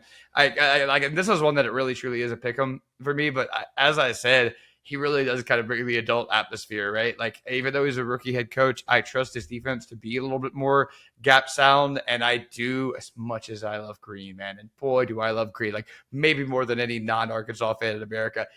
That dude is going to make 3 to 4 ridiculous turnovers. And it's kind of like I said, it's like turnover-worthy plays. Turnover-worthy plays for sure. I don't know if he's going to make 3 or 4 total turnovers because, like, I think I don't think he's thrown more than 2 picks he hasn't thrown more than 2 picks in a game in a while, like in a long time. But see, that's the thing, right? Against Auburn, a turnover-worthy play is not a turnover. Against Texas A&M and Mike Elko, I think they have a little bit more pride on that side of the ball. Even the Notre Dame game, they kept it close, and again, make of that what you will. But yeah, I think that the amount of like this team kind of getting better, getting more gaps out. I trust their coaches, as wild as that is. I don't think that the Petrino Klein dip is that crazy. Like I think Petrino's still better, don't get me wrong, but like I said, Wigman would make me feel way better about picking the Aggies, but I do think the Aggies are going to win. Yeah, like let's call it like a 28-24. So a push that would be. That's just right on that line, right on that -4 line. Yeah. I mean, we're picking different teams, you know. Like, I don't want to say it's going to be a blowout, but like this game easily could be if there are some bad turnovers. But like I said, if Reed is the goofiest version of Reed, I just don't think he could be Taylor Green. And I love Taylor Green, but this is the exact kind of team you don't want to see on defense. A boring gap sound. Nick Skirton is another guy. Scorton or Skirton? Scorton, not Skirton. Scorton. Yeah. Like it's going to be another like pass rusher versus quarterback. Like it's kind of like a mirror, right? But yeah, I weirdly feel like Oko is more of the adult in the room, and this team is going to make fewer mistakes. Speaking of adults, this game is huge for Sam Pittman's future. Absolutely huge. If he wins this game, that path to get to 7 regular season wins looks really favorable. All of a sudden, it really would. Arkansas would be 4-1. They would have the Tennessee game coming up next week. You get an awesome atmosphere for that. Even if you lose that game, you still get that optimism, having beat 2 teams that have just had your number in recent memory in Auburn and Texas A&M. And then if you are trying to figure out, like, all right, you know, what was the number? And the number that John Neighbors and I had kind of settled on for Arkansas coming into this year was like 7 wins. 7 wins in the regular season would kind of show like, all right, that's a 3-win improvement. You've probably hit on that hire of Bobby Petrino. That means your defense is still progressing with Travis Williams. Like, you've done things right. If you look at the rest of the schedule, you'll see Mississippi State and Louisiana Tech on there. I'm going to count those as wins. If we're sitting here today, like we're going to get to Mississippi State in a second here, but unless they discover something at the quarterback position in a post-Blake Shapen world, I'm going to count that as a win. You look at the rest of those games. They're all the other 5 games are against teams that are currently in the top 15. So preseason, those are the types of games that we'd be like, all right, no, Arkansas has no business winning. But 4 of those games will be at home. And then the one that's on the road is at Mizzou. Arkansas-Mizzou would be a really interesting matchup right now. I'm just saying. It would be a real. So, like, you in theory would just have to win 1 of those 5 games against a team that's currently in the top 15. And again, with 4 of those being at home. I'm just saying the path to get to 7 wins and for Sam Pittman to get to 2025 opens up a lot more. And I realize there are Arkansas fans listening to this going, oh, God, that would be worst case scenario because we still don't think Sam Pittman's a particularly good coach. And they have a different impression of Sam Pittman than we do as people that don't have a dog in the fight. And my dog in the fight is liking Sam Pittman and wanting that guy to live a really good life. Of course, it's a little bit different to talk about his future from me compared to what it is for an Arkansas fan. But I just thought that's context that's worth remembering in a matchup that Arkansas has historically struggled mightily in. I mean, here's the question. If they win this game, are they ranked? They got 3 votes this week. Okay. Yeah, I think they're probably just on the outside looking in, but A&M is sitting there at the top in the top 25. You had the loss to Oklahoma State, a game in which Arkansas should have won that game. And I'm not saying they win the game 10 times out of 10 if they play again. We can't use that verbiage because that's like Brian Kelly talk. You can't do that. We'll and I should say other stuff. I should say if they play 10 times, they win the game the next 9 times. Exactly. That's the way it's phrased. But at the same time, they're probably close. It would. I think they would have to like win pretty convincingly against A&M to get into the top 25. But it's at least a conversation that we're having and a matchup that doesn't feel that lopsided. And of course, for Arkansas fans, you're probably thinking to yourself, this is usually when we blow a game that we're supposed to win. And this is just like classic one-score loss to A&M. And that's how this is going to play out. And this is going to be the last little window of relevancy from a national standpoint. But who knows? Crazier things have happened. You know what? This is a pick'em game. I don't objectively care. I'm going to go with my heart here. I'm changing my pick because now that I've seen that I actually do think Arkansas gets ranked here. And think about this. The amount of teams that didn't start the year ranked, became ranked, and then fired their coach, probably pretty low. It would take like a weird, I can't even imagine that, right? You'd have to stay ranked for right, but I'm thinking about like how many teams started the season unranked, became ranked, and then ended up firing their coach. Because like I point to a dozen teams that started off ranked and just got worse and worse and worse and ended up unranked, or they started off ranked and then became unranked and then got ranked again. Like to take your team from being as horrible as they were last year, if you win a ranked game on the road, I don't know, man. Yeah, I would rather root for Taylor Green this weekend. I think I'll actually be doing that. I'm going to go ahead and say, I think I'm going to go right with you and your scoreline prediction. It's like, did you have them covering though? I'm winning. I have Arkansas winning outright. So yeah. Yes, you have them winning outright. Yeah. So I'm right there with you, man. I think it'll be a close game either way. But why would I pick a quarterback that I don't have anything invested in? Whatever. None of this matters. I'm like, let's go for chaos and go Taylor Green franchise game against this defense. Because at the end of the day, that's the funniest and most fun outcome. Because like if you don't like this Arkansas staff and you're not an Arkansas fan, like if you're an Arkansas fan, you have your own perspective. You understand this way better than I do. But if it's Sam Pittman, Bobby Petrino, like Travis Williams, like this is such a cool team that I want to root for. Whatever, let's do it. I just hope we don't see a Taylor Green failed hurdle. I want a successful hurdle. Don't get it twisted. I want to see a 6'6" guy try and outleap an entire defense, but I want him to clear the hurdle.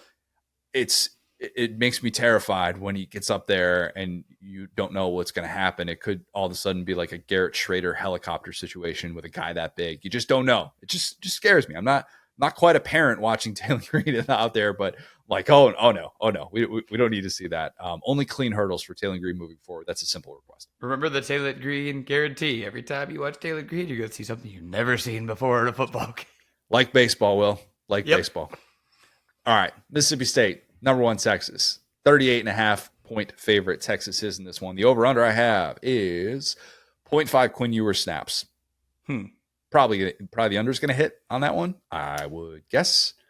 I'm gonna say, as we sit here again Wednesday afternoon before injury reports come out, all that stuff, availability reports, they're not injury reports. Can't say. Speaking of that, Connor, I was a little bit tired last week for my birthday. I believe we had a founding father playing quarterback for Mississippi State. Who is this now? Michael Van Buren Jr. Like his signature has got to be like massive, right? I want to see his NIL anyway. Yeah, I don't know that he leans into that last name as much. Heard some stuff. Some history books are too favorable to the Van Buren family. He's got to redeem them, though. That's the thing. He's Maybe. The last chance of the Van Buren. Go do that research on your own time. But yeah, on the Texas side with the quarterback situation, I'm going to guess that we're not going to see Quinn Ewers in this one just because of the matchup and because I think it just makes more sense to just give him that extra week, knowing you got the bye week around the corner. You want to make sure that guy is right for the Red River rivalry that's coming up, of course, after the bye. I think that this is such a lackluster way for Texas to make its SEC debut. I mean, think of how sad that is. Like Oklahoma got game day coming in for the Josh Heupel reunion, and there's all this hype, all this buildup, and it got a beat down as well. I think I'd take this, actually. This is pretty cool. I don't know. It got buzz. It got, it was fun. Instead, Texas gets a Mississippi State team coming to the house that couldn't even stay on the field with a MAC team. So look, Spin Zone, their SEC debut at Alabama last year. Easy. Yeah. Okay. That's one way to put it. Yeah. That's the prequel to the Texas SEC story. I think we're getting ahead of ourselves with prequels and stuff. I think we've just run out of ideas, and prequels and lazy covers of country music are two things that I can just do without in this world. I don't need that. I'm sorry, Chris Young. I didn't need you to tell me about Saturday nights once again. Nobody was asking for that. Dirk Bentley, Tom Petty did that song better than you. Whatever. We can move on. Look, now that I'm past 30, I find myself agreeing with these takes. Keep them going. Once you're on the other side, Will, you're on it for good. Yeah. You get what I'm I saying? could use fewer acoustic country anyway. Acoustic's all right. Just the lazy covers. I don't need the lazy covers, man. Poor Michael Van Buren, though. You're going to have to face this Texas defense, which has kind of quietly been really dominant. I mean, if you're looking for any sort of signs of life from this Mississippi State offense, I don't know that you're going to find it against Texas, against PK.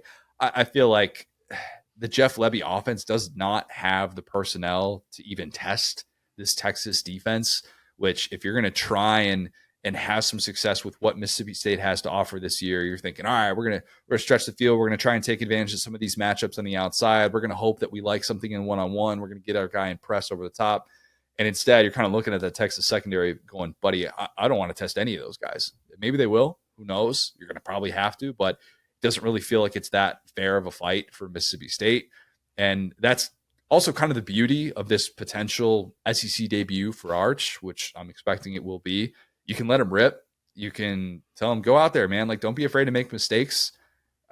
If he makes mistakes in this one, you can kind of trust your defense to be able to bail you out in some of these spots, I would think. It doesn't mean you want to be careless with the football, but I think you've seen so far with the two games he's played against UTSA and Louisiana Monroe, he's not been afraid to just rip it. And that's a really positive early sign, I think, from him, because I think if you're Sark, all you got to do is tell him, like, look, don't be careless. Trust the scheme. Trust the coaching, trust the talent, and you're going to be in the driver's seat throughout this one. I think that'll happen. I think Texas will lean heavily on Jaden Blue once again. They gave him 25 carries in that game last week, which was an interesting development for a backfield that we've talked a lot about with the injuries that they've had so far.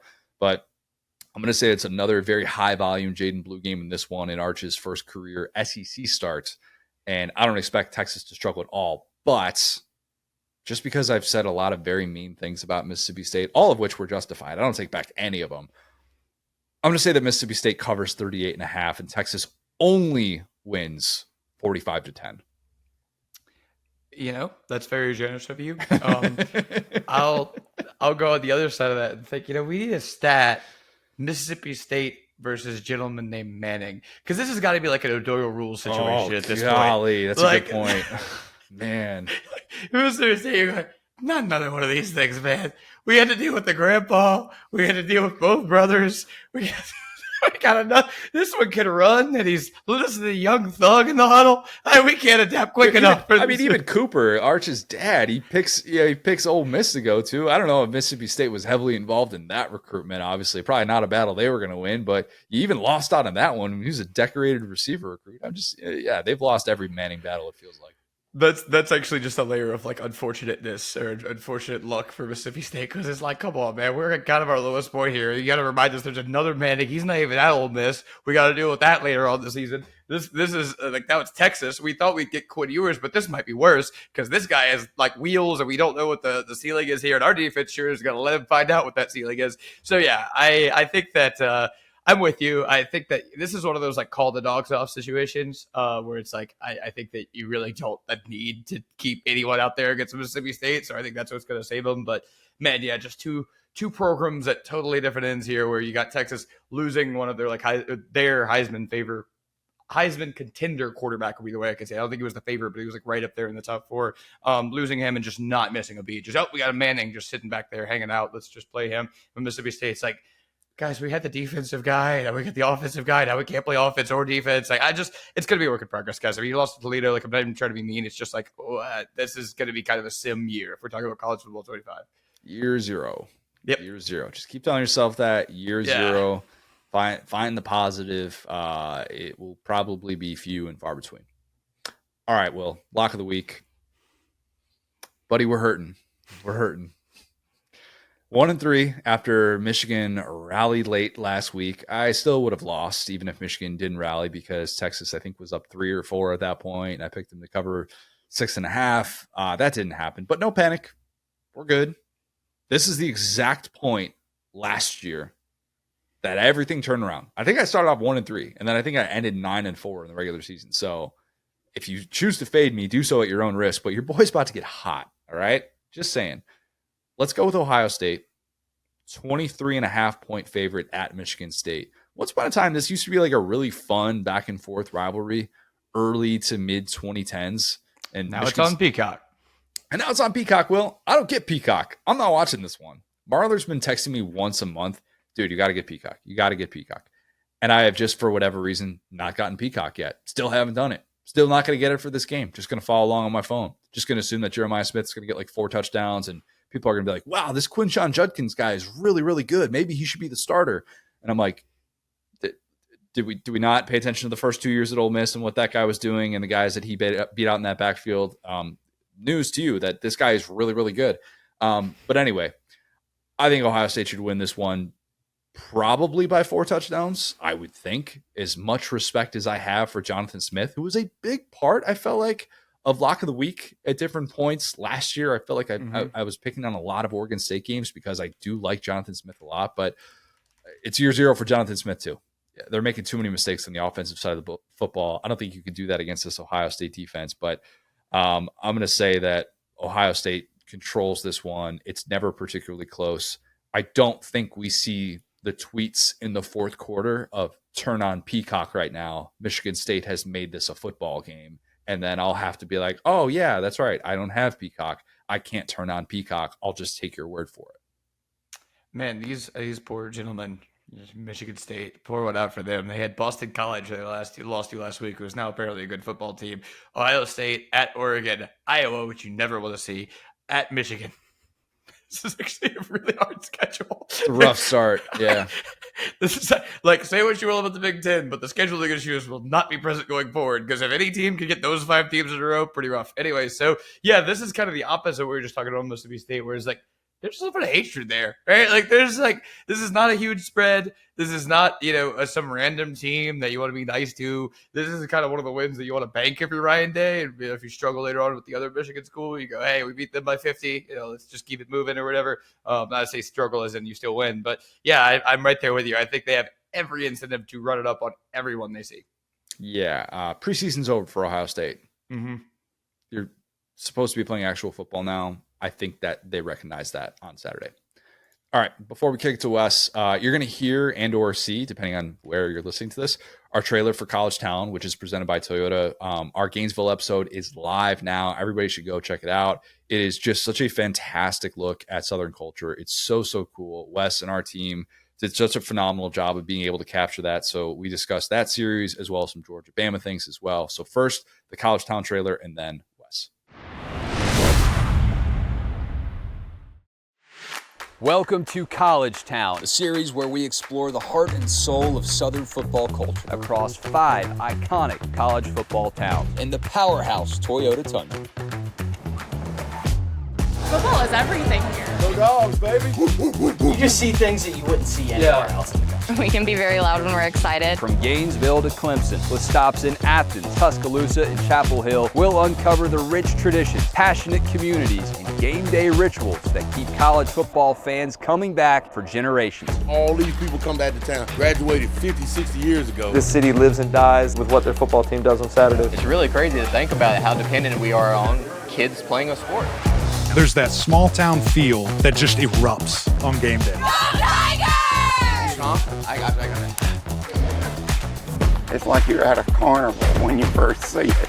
Don't miss out. Watch every episode on SaturdayDownSouth.com/collegetown or click the link in our bio. Now excited to be joined by a very special guest. It is Wes Blankenship.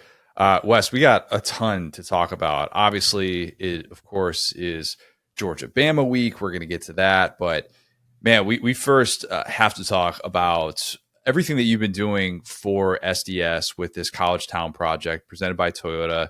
There has been a lot of stuff that has already come out. If you follow us on social, Saturday Down South on YouTube, follow us on Instagram, you can see all this content that's going to be coming out. But before we get into like the real nitty gritty of it, traveling around 1,800 miles with a few Brits, a 21-year-old from Tallahassee, as someone that is Georgia, just as Southern through and through as it gets, how was that experience?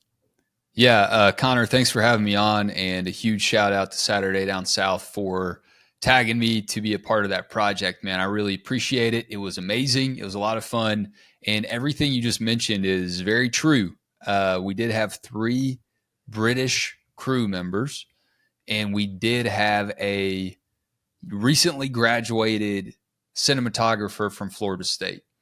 So it was kind of a motley crew, to say the least. A lot of eye-opening experiences for all of us, really. It's funny because as different as the vernacular was between us and the British guys, I learned more from our 21-year-old photographer than I did from any of them. And I learned about what Gen Z's saying. I learned what bussin' means. I learned what no cap means. So it was a linguistic journey, no doubt. But it was a phenomenal crew. We all had a part to play, and not unlike any given football team in the Southeastern Conference or beyond, we did perform a little bit better than Florida State, thankfully. But it was a team effort, man, and it was great. Connor, Dan, Charlie, Josh, and myself, we put together some things that I think people are really going to enjoy, whether you're from the college towns we visited or not. It's really awesome, and you kind of knew it was going to be awesome. The time and energy that was put into it. It's 5 college towns for the first season. We have you got to go to Athens, you got to go to Gainesville, Tuscaloosa, Chapel Hill, and Clemson. And I'm sure you had different takeaways from all those different places. Had you been to all those places before? Like what stood out, I guess, from the places that you hadn't been to yet? Sure. Well, I live right outside of Athens, so I'm glad that one was in the mix. That was a quick up and down 316 couple of days for us, and that was amazing. And our visitors from across the pond enjoyed the classic city the most. So I'm glad to report that. For all my Bulldog fans out there, we converted a few English Bulldogs while they were here visiting. But as for the trips, the places that I visited that I hadn't been to before, I'd been to Chapel Hill. And I think if you've been to Athens and Chapel Hill, you can kind of see that they're similar, kind of old, historic Southern towns. Chapel Hill was a little sleepier, but the history there is amazing. And, you know, a lot of people view it as a basketball school. But when I spoke with the people there, they were just as passionate about them some Heels football as well. I know the most recent result, James Madison notwithstanding, they love them some Heels football up there. I had not been to Tuscaloosa. I had not been to Gainesville, and I had driven through Clemson. So really eye-opening in a lot of different ways in a lot of different towns. As a Georgia grad, my experience with Florida was always in Jacksonville when Georgia and Florida played. So I'd never had an excuse to really stop by in Gainesville. And it is the hottest place I've ever been. It was very hot. It lives up to its name as the swamp. I think, you know, if you're a Gator fan out there listening, though, you blew this dog away because I really appreciated that they leave the football stadium open. Always. You can go visit Ben Hill Griffin and just check it out and sit in the stands. And even on a July morning, which is when we were there were people running up and down the stadium steps, sweating it out. I mean, I was really impressed with that. Tuscaloosa, the thing that struck me about Tuscaloosa is you can see how football has impacted that town economically. I mean, there's no doubt about it. The money that comes from the Nick Saban dynasty era is well spent. There are brand new stores everywhere.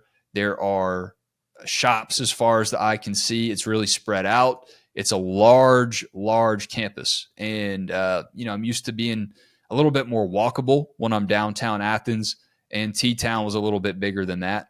Clemson was fun, though. Clemson, if you've never been, I recommend it because it is right on the shores of Lake Hartwell. So there's a lot to do. It's kind of similar to Gainesville in its own way. You can tap into the nature, the natural aspect of what's right near campus. Gainesville, you're in the middle of what feels like a jungle. It's very beautiful with the ponds and wildlife. You will see a lot of gators.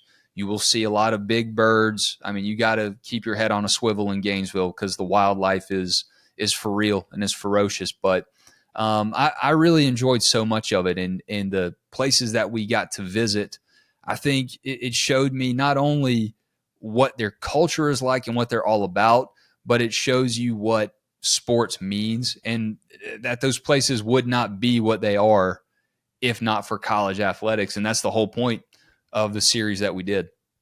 It really is. And getting to showcase that, it is something that I know I take for granted because I do this for a living. We talk about these places and these people, and we become so accustomed to driving through a college town and seeing a college bar or something like that. But when you experience it with people that are from overseas and they come here and they experience what it's like, even in July when it's not mid-season mode, which, you guys are doing this project in the summer when it's not necessarily like, hey, a peak college football Saturday, but even just seeing that, a sort of like lighter version of it, it kind of opens you up to, oh my God, like it really does all revolve around these places. And it's so unique. We wanted to showcase the Southern culture that's associated with this. So along those lines, and you knew you were going to be asked this question. I didn't prep you with this one, but it was going to come no matter what. The best bite of food you ate on those 5 trips was what? Best food was in Tuscaloosa at a place called Archibald's Barbecue. And it's a little bit outside of Tuscaloosa proper. There are 2 locations, but Archibald's, you walk up and it has this old cinder block chimney, and it actually had caught on fire recently, and they had to rebuild the thing. But they did, and I'm glad that they did. And everyone there just has this family connection to it. They've worked there for generations. Their grandparents did. Their parents did. There was a 16-year-old kid there that I'm fairly confident will be the owner of it one day. But it was just tremendous, man. I mean, that's what makes barbecue elite, is when it has time to build up that residue of smoke and flavor throughout the years. And you can taste that at Archibald's. They hooked us up and gave us some huge dishes. I tweeted a photo. I'll make sure you get that. But they gave us some huge dishes, the ribs, the chicken wings, the okra, and then the sauce that they make. Of course, they wouldn't tell us what was in it, but that's for good reason. I mean, that's a good proprietary vat of sauce that they got going on there at Archibald's. So if you go follow your team to see a game in Tuscaloosa, go to Archibald's. That was the best food I had the whole time. You're a Georgia grad. You've spent a ton of time in Athens, but getting to kind of experience it this way when you're coming in, not so much as like a tourist, but like a connoisseur of the area and getting to experience different things and talk to different people. What was probably the biggest revelation for you, like going into Athens, even though you've probably seen every inch of Athens in a million different ways? Like what kind of stood out about that aspect of the trip? I think it challenged me to look at it in a new way, and working with the guys that were not from the United States, that didn't necessarily know a ton about college football. I think each one of them had different, varying exposures to it. And, Dan knows a lot about it, but, even with Josh, our photographer from Tallahassee, it challenged me to look at it through their eyes and make sure I wasn't missing the things that make it great, and really tap into what is the heartbeat of Athens right now. And, I've lived through Athens. I went to school in the early 2000s here, mid 2000s, I guess. And I remember what it was like for Georgia to be hungry. I remember what it was like in those early Mark Richt days with David Green and David Pollock, to be a team that everyone knows about, but isn't knocking down the door just yet. And then you start to see incremental success. They win an SEC championship. They're still desperate, though. They're still hungry for a natty. And then Kirby comes, and it's just, similar to that layering of smoke that I mentioned at Archibald's Barbecue in Athens. There is so much context, and there's so much history there of emotions and almosts and heartbreaks, and then finally breaking through, and now being on the top. And yeah, Alabama still has Georgia's number for the time being. We'll see how it goes in Tuscaloosa this weekend, but it reminds me of those Florida years where you had everything but that win over Florida. Now Georgia has everything but. They went back to back. Should have been in the playoff last year. They've got it. They're right there within striking distance yet again, year in and year out. And it changes, I think, the people who are newcomers, the new students there that didn't live through that hurt. And that was kind of what opened my eyes to it, is how much Georgia's changed in some regards of expecting to be great. But then in other regards, the history of it, that hasn't changed. The Georgia Theater, the legacy of widespread panic and REM, stories like Mama's Boy, which is where we went to get some breakfast and some brunch. And, they opened up years and years ago, now have multiple locations. So the thing that struck me, I mentioned seeing the economic impacts of Tuscaloosa, of the after, right? The after effect of Nick Saban.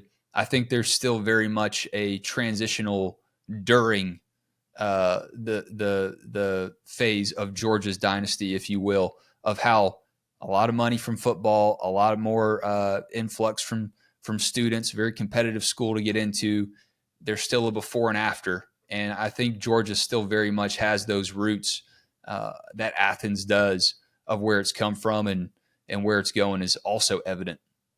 You got to be on the road for a couple of weeks, and there's a break in between, but this, the trip that, everybody's been on road trips before, and there are various elements of a road trip that you kind of just want to be over, not necessarily being on the road anymore. Like, oh, we're going to be this place for 3 hours or this place for 4 hours. I know that by the end of it, there was a general consensus from the people that I talked to getting out of that Tundra for the last time. They're like, dang, I'm actually going to miss that car. I'm going to miss driving around in that thing. What was that whole experience like? Because it'd be a little bit different if you guys are all cramming into some small vehicle, and this trip just feels like everybody's on top of each other, and it's just like, gosh, get me out of this thing. But it didn't sound like it was that vibe at all. Connor, the Tundra that they gave us was phenomenal. It was spacious, comfortable. The monitor that it had for like GPS and the Sirius XM radio and all that was in there.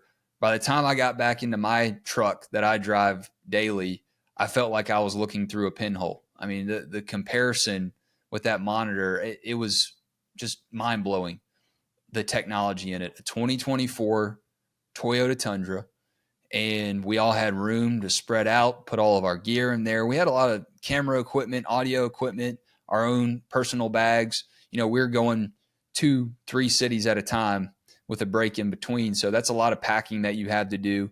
And it was special, man. Every time I'm out on the road now, I feel like I see one of those Tundras. They're everywhere. Everything I see just reminds me of my crew, man. Brings a tear to my eye. I know you guys had an awesome time. Like I said, all that coverage, if you don't want to miss it, we have a tab on SaturdayDownSouth.com with College Town. You can follow it along there, or Saturday Down South on YouTube. We're going to have those videos. Clemson is going to be coming out this Sunday. Gainesville is already out. Follow us on Instagram as well, Saturday Down South on Instagram. Lots and lots of great coverage.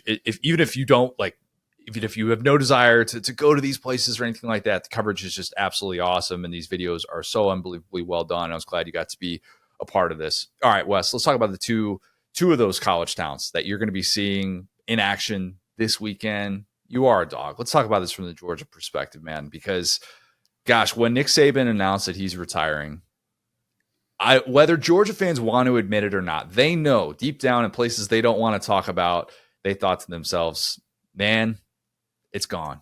It's gone. The boogeyman is gone. If Alabama comes out with a win this weekend, this feeling of angst, how prevalent will that be for Georgia fans if that's the end result in Tuscaloosa? Yeah, I think, as I mentioned previously, living through the Steve Spurrier dominance of the 2000s, the 90s, before that, it was very much a feeling of, we're not just losing to this team, we're losing to this guy. We're losing to him. He's the one that has our number. And then you thought you had a chance. And then what does Ron Zook do? I'm not comparing Kalen DeBoer to Ron Zook, Better but not. Florida breaks Georgia's heart in a pre-college football playoff era in 2002. Still very much a what if in Georgia football and Mark Richt's history. Things are a little bit different now, and I think Kalen DeBoer steps into a better situation. The floor is a lot higher, and I think he's a better coach. So if Georgia once again comes up short against Alabama, the thing that makes it hard is logging onto the internet for a lot of Georgia fans and having to face that. Whereas you should have the feeling of, well, yeah, Kirby's 1 and whatever against the Tide, but that 1-5, yeah. That 1 was pretty dang special, right? True. But I think people have still had a hard time getting over that, and I get it. It is very frustrating. And I think that if Georgia doesn't win, the context of their season is not ruined, but the context of how you feel day in and day out walking around as a Georgia fan is just, well, dang, like I hope we get them again because I thought that was going to go a lot differently. But we'll see how that goes, Connor. I am cautiously optimistic, I'll say. And I think that Nick Saban no longer being there, I put that in air quotes, names on the field, and think he's still having his opportunities to help out as he sees fit. But Georgia's got the roster. They got the coaches. The only thing they don't have in this one, I think, is the home field advantage. It's going to be so interesting to see how we see these year-to-year adjustments, because that SEC championship is still fresh on the minds of many on both sides, I think, in this one. But, you know, I go back and we'll see flashbacks of 2007, because, of course, that's the last time that Georgia won in Tuscaloosa, a game that at the time felt like, man, like Bama's just always going to be like this. And it's year 1 of the Saban era, and Stafford comes in there, and it's this big monumental win for Georgia. Do you remember that? Is that even a fair thing to bring up because of how many different iterations we've seen from Georgia since then? Yeah, I do remember that. That was, I believe, the night of my senior high school homecoming, and we were watching it at dinner, and all of our dates were pissed because we were paying a lot more attention to that. The thing I remember about that game, though, is the call and Todd Blackledge just being just flummoxed that Mike, who's in the booth with him, was it Mike Patrick? I think. Yeah, that was that game, wasn't it? Gosh, that's crazy. Man, that clip is so viral. It's so perfect 2000s material. I think 3-year Letterman tweeted that out. Like, this is the most 2000s moment in the history of the internet. It was perfect. That was that night. Gosh. And I think people still are. It was Mike Patrick. Yeah. I think people still are wondering, you know, what's Brittany done with her life. But since then, since that win, Alabama's done a lot with its life. And covering Georgia, as I had, you know, covered them in local news for a while, covered them more in this digital podcast era as well, kind of on Georgia's beat. It's tough for Georgia fans to understand this, I think.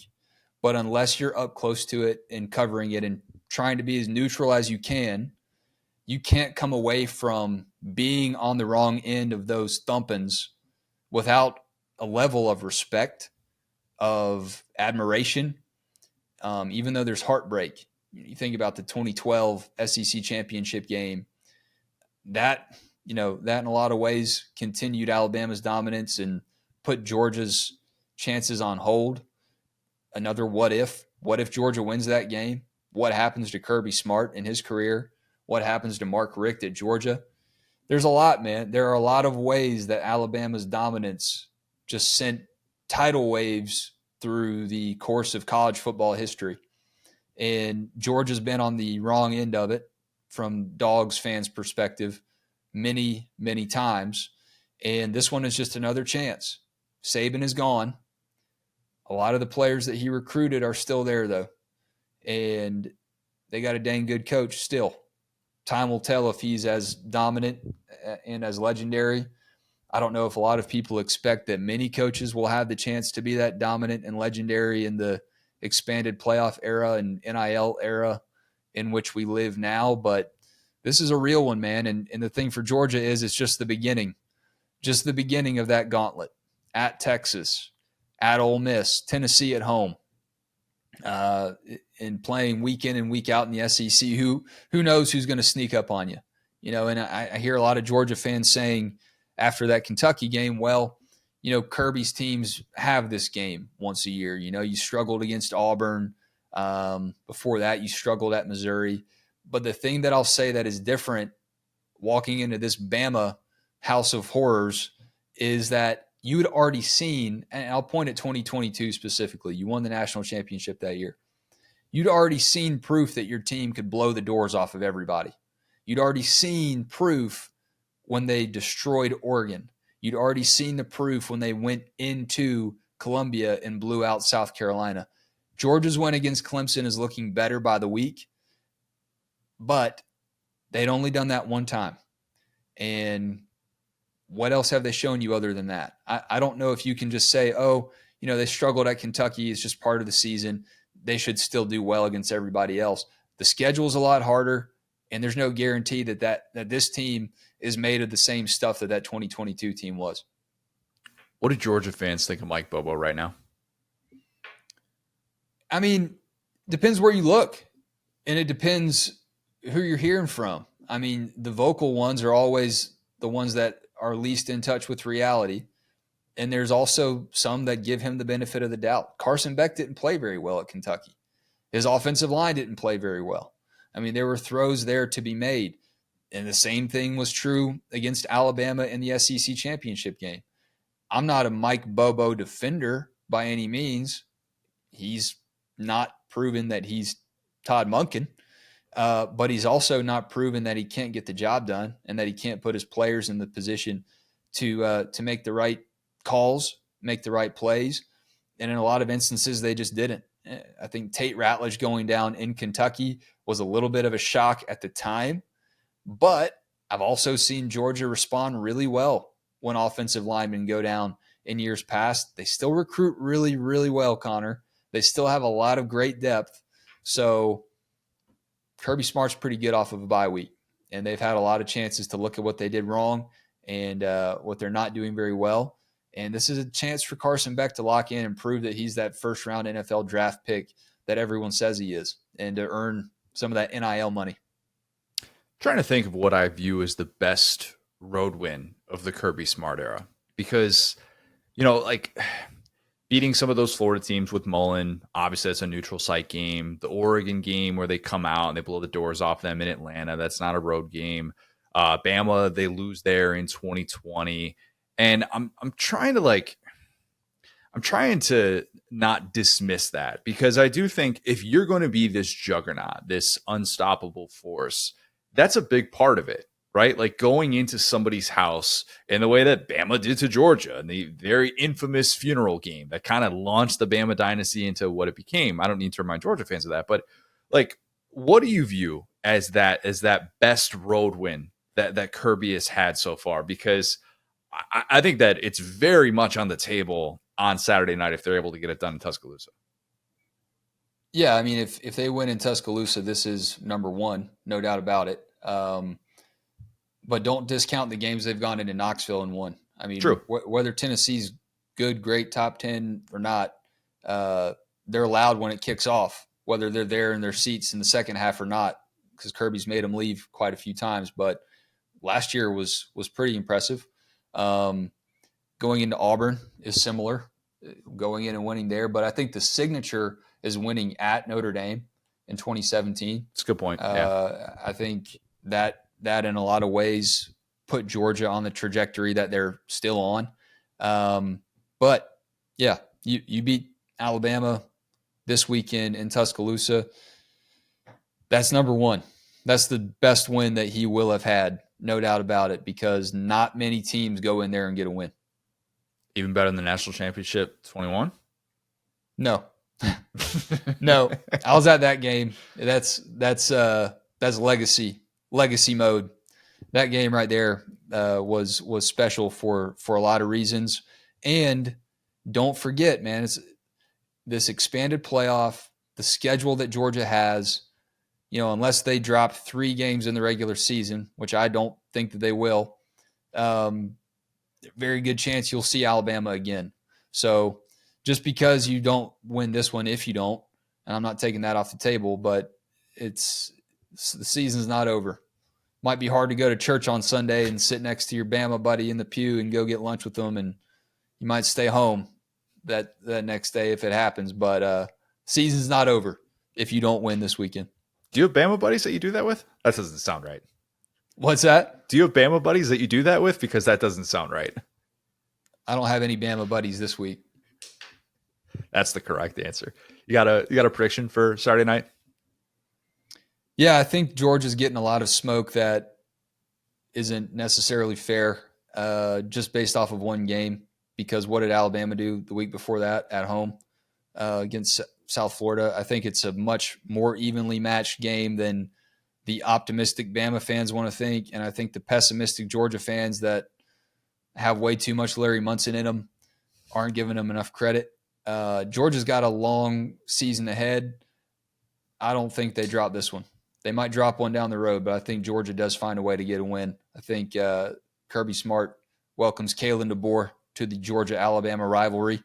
It is not a traditional rivalry in a lot of historical college football perspectives, but I think it is in modern-day college football. It's not the last time they'll match up. It'll be a dang good one. I think Georgia wins it, I'll say 27-24. I like that. I like that a lot.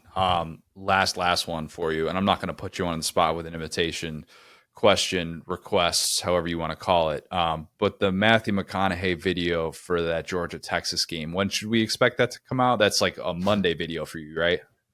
We'll see. We'll see what the storylines are that week. Just depends how the Spirit leads, Connor. You never know what's going to happen between these old ears. You know what I mean? I'll bet a whole lot of money that the Spirit's going to lead you to some McConaughey that week. He's been pretty relatively reserved this year, which I kind of like. I feel like he's almost dialed it back a little bit, but him retweeting you ahead of the Georgia Texas game, like I'm banking on that. That's going to happen. Yeah, I mean, I'd love to meet him. I'd love to do an impression to his face. He's shared some of my stuff before, so I don't think it bothers him. I think it's a badge of honor for him. No doubt about it. And now that Texas is in the SEC in our neck of the woods, it only makes too much sense for it to happen one of these days. We'll see. Love it. Like I said, College Town, awesome stuff coming down the pipeline. I'm sure you're going to have it all over your socials as well. SDS socials will be tweeting out clips and these full videos. Everybody should go check this stuff out. It is absolutely awesome. I was so glad that you got to be a part of this and do this. Really appreciate the time, and I'm sure we'll catch up soon, man. Yep. Go watch College Town. It's awesome. Thanks, Connor. Thanks, man. Before we do Lad of the Week, one thing real quick. There are talks for a second series of College Town, and the best way to see your College Town represented, if it wasn't represented in season 1, is one of those 5 schools. Flood the comments on Instagram, YouTube, Saturday Down South on both of those. Tell us where we should go next year. Obviously, we would love to be able to go to a bunch of different places, and I love the fact that we're willing to do content like this. I think this is hopefully going to become something that we do on an annual basis at SDS. But the best way to be able to make that happen is to watch the comments on where we should go next. Also, we have exclusively on Saturday Down South YouTube interview with Emmitt Smith. Yeah. Might have heard of him. All-time NFL leading rusher. Saturday Down South on YouTube. That's something that we're going to do a little bit more. Just sometimes we'll have interviews or sometimes we'll have different things that we're doing that are going to be exclusively for the YouTube channel as well. So definitely go subscribe if you have not done that yet. Well, I'm going to start with my Lad of the Week. Everybody that knows me or that's been listening to the show for an extended amount of time should know who my Lad of the Week is going to be. Go for it. It's Malik Willis. Come on. Big time Toby Keith, how do you like me now win for my boy Malik Willis. Yeah. Against the Titans. Of course, the The most predictable thing ever is that he has to go to the Packers to look like this version of himself. My skin is crawling, Will. I was like, all right, the second they signed him, that guy's going to step in. He's going to win 2 or 3 starts. Just no big deal. It's going to be like one of the best stories in the NFL. And I'm just going to be sitting there like, there are so many memes that could describe the angst. That's like, the Alonzo Mourning one is pretty good too. Like yeah, that's an all-time gift. Yeah. I love the fact that he is getting this opportunity because it was unfortunate how quickly the Titans bailed on him. Someone that I bang the drum for is the number 8 quarterback in the post-spring 2019 SEC quarterback rankings. Who could forget? But somebody that like seeing him fall in the NFL draft sucked because I'm not going to say like I got to know him or anything like that, and my interactions with him are extremely limited, but still somebody that I found myself rooting for, and I thought the story was just kind of cool the way that he developed after the fallout at Auburn with him being 3rd string immediately after I ranked him as the number 8 quarterback in the SEC. But glad to see that he's doing it right now. Just cannot emphasize that enough, that he is doing it with the team, the franchise that I hate more than anyone. Why? And all of their beautiful owners. You're great people, all of you. You're not getting scammed. You're not. Malik Willis is great. You don't deserve him. You don't deserve Malik Willis. I deserve a quarterback. Not bitter. This is a bit that legitimately, and I'll give it credit, gets funnier every year because it started off and like I was just kind of like, hey, sometimes you throw some Hail Marys, like sometimes they work, sometimes they don't. And then he goes to Liberty, it's like, get a little bit better. And they're like, that was kind of enough to be like, this guy's probably like a top like 8 quarterback. Like that was probably enough because he was like playing really well and this stuff. And then he gets drafted, he's okay. And then he's good, and he is like every bit even better than the player. But of course, you still holding the stock had you the nearest to where he actually is, which makes you the most correct on him. However, he's got to do it for the Packers and prove that no matter who plays quarterback for the Packers, they're going to be better than the quarterback for the Bears. I'm sorry about that. To be clear, and yes, that did hurt my feelings, and you're right. I am holding the Malik Willis stock. I am not holding the actual Packers stock that all of you are not getting scammed with. Yes, 100%. So I actually am just down to keep up with this because it could truly only get funnier from here. Because what if he's just a starting NFL quarterback and suddenly the Gus quarterbacks are like Bo Nix, who we were told was just unfixable. Quarterbacks that Bo Nix or that Gus Malzahn wrote off. Exactly. Or just Gus Gordon, because Stidham's still bumping around somewhere. I'm not exactly sure where he is. He's like pretty much a career backup. But if those are the 2 starters that Gus was just like, you can't play, and it's just 0-for-2, that's incredible. What's Joey Gatewood up to? Oh, man, he's probably working on Enterprise. Jeremy Johnson, just a cup of coffee in the CFL. There's Sean White, the quarterback, not the snowboarder / skateboarder, notable redhead. I'm just saying that might be the path to success. So Hugh Freeze, if you're interested, that's where to look. Yeah. I love it. I love the most random. That's the cool thing that is like underrated about just like dude friendships is like there will be a random athlete on some random team that you and your boys have had fights for hours about, and like they'll come on in a room full of random people, and you and your boy will get right into this random. I did this in a group chat the other day, and everyone's like, "What are you talking about?" Like you wouldn't get it. But yeah, those are the best. You wouldn't get our heated arguments over Tyrus Thomas. You would not understand it. They've been going back for 20 years now with my boy Ben. You don't want to step in the middle of a Tyrus Thomas discussion, and you don't want to hear him talk about Augie Ojeda. Only the real ones know Augie Ojeda. That's a real deep cut. So many conditions as years of this goes. I was like, "Oh no, I said he'd be I said he'd be a Pro Bowler." Okay, it's not what I said. I didn't say he'd be good. It's like the classic dude thing. So anyway, yeah, this is kind of a different direction for Lad of the Week, but I think it's to me, like this is going to be something that changes college football. It's going to be the UNLV quarterback Matthew Sluka. This I think is the case that might get interesting choice. Regulation. I think this is going to change college football. This might be the guy that actually makes us change college football because the way this has gone out again. This is Wednesday that we're recording this, so it could come out tomorrow that he was holding someone at gunpoint. I don't know. But the possibility of this happening explain what this is for those that. Oh, don't sorry. Yeah. Yes, you're so right. I assume that what's it called? Like, I'm one of those guys. I'm so dialed in. It's just like, what are you talking about, dude? Why are you talking about the UNLV quarterback? So UNLV quarterback, they're famously 2-0 under great head coach Barry Odom. 3-0, yeah. Yeah, 3-0 under great head coach Barry Odom. They've beaten 2 Power 5 teams or whatever, kind of like higher level competition teams, however you want to slice that. I don't know if there's a Power 5 anymore. Houston anyway, and Kansas, yeah.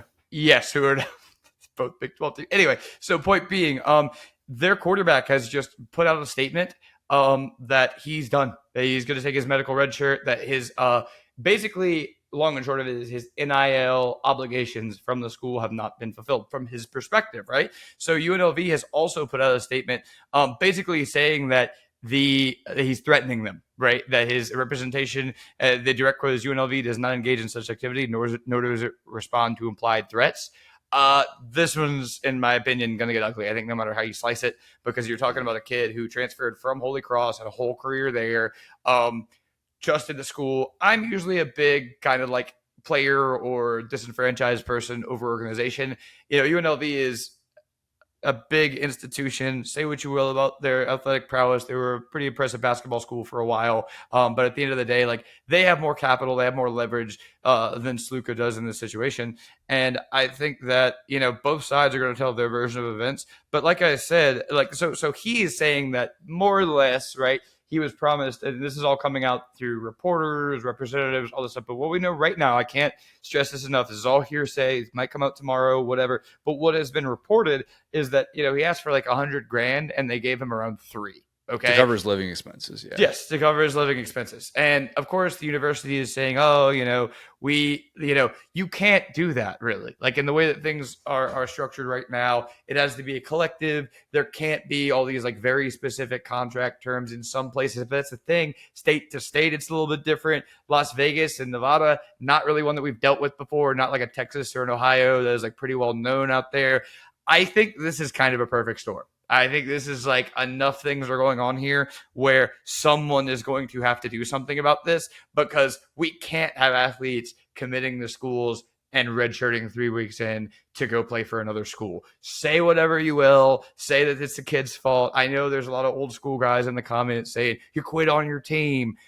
The response to that for me would be, well, again, you don't go to work if your paycheck is not coming in. When it becomes your money, when it becomes our lives, we view things differently. So that's the way that I'm going to view this going forward, which is that this might be a situation where, we have, what was his name? Rashada, right? Where it came out, Florida can't pay this. It's all Florida's fault. And then suddenly it turns out his representative is younger than me, right? That could be the case. It could be the case. This guy, Way younger than you. Good You're point. 30 I'm old now. Yeah, come on. Yeah, I'm 30 now. There's like a good whole several classes between me and this guy, like recruiting classes. So yeah, point being, like, maybe it is a situation where we had bad representation. We got bad advice. We've seen that over and over and over again. Most of the time we see that, in a documentary later on. But this is really, we're seeing the underbelly get peeled back, where you have this inspirational story and then suddenly it's about money.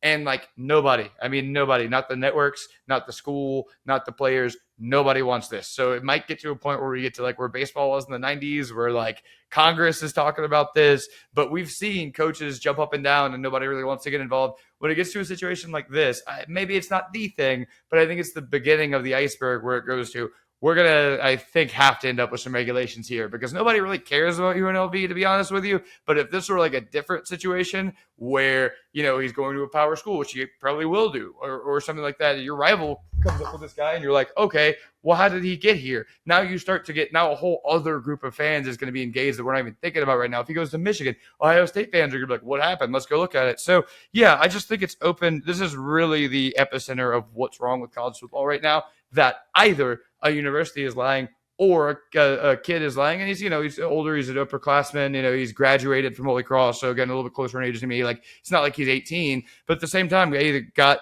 bad advice or is just being selfish, or a university is lying. And those are really the two options, or the three options there. So I'm so fascinated. This almost reminds me of the Ed O'Bannon case in a way. Like, when I first saw it, I saw the two different sides. Like, you guys are not going to come to an agreement. One of you guys is going to end up being right. And again, nobody wants this. Yeah, I mean, the problem is, like, when you say, like, something has to be done about it, it's like everybody acts out of their own interest. There's not a collective that acts for the best interest. And you would see a situation like this and think, all right, well, this has to be the end of it. It's like, kind of doesn't. It really doesn't. Like there's no sort of like governing body that's going to step in and say, well, this is the thing that's going to push us too far. It's like you kind of feel how you feel about this stuff. I think it's the networks and the money. I think at the end of the day, if you got, imagine this was happening, like I said, Tennessee. They don't have that pull though. They don't have that kind of pull to step in. The and networks still have the pull. No, That's how we ended up with no Pac-12. Not to get not to get federal regulation about like labor laws and stuff like that. The networks don't have the pull to be able to step in and say, look, this is what's agreed upon with NIL. UNLV is saying that they can't give you this. They can't acknowledge that this is the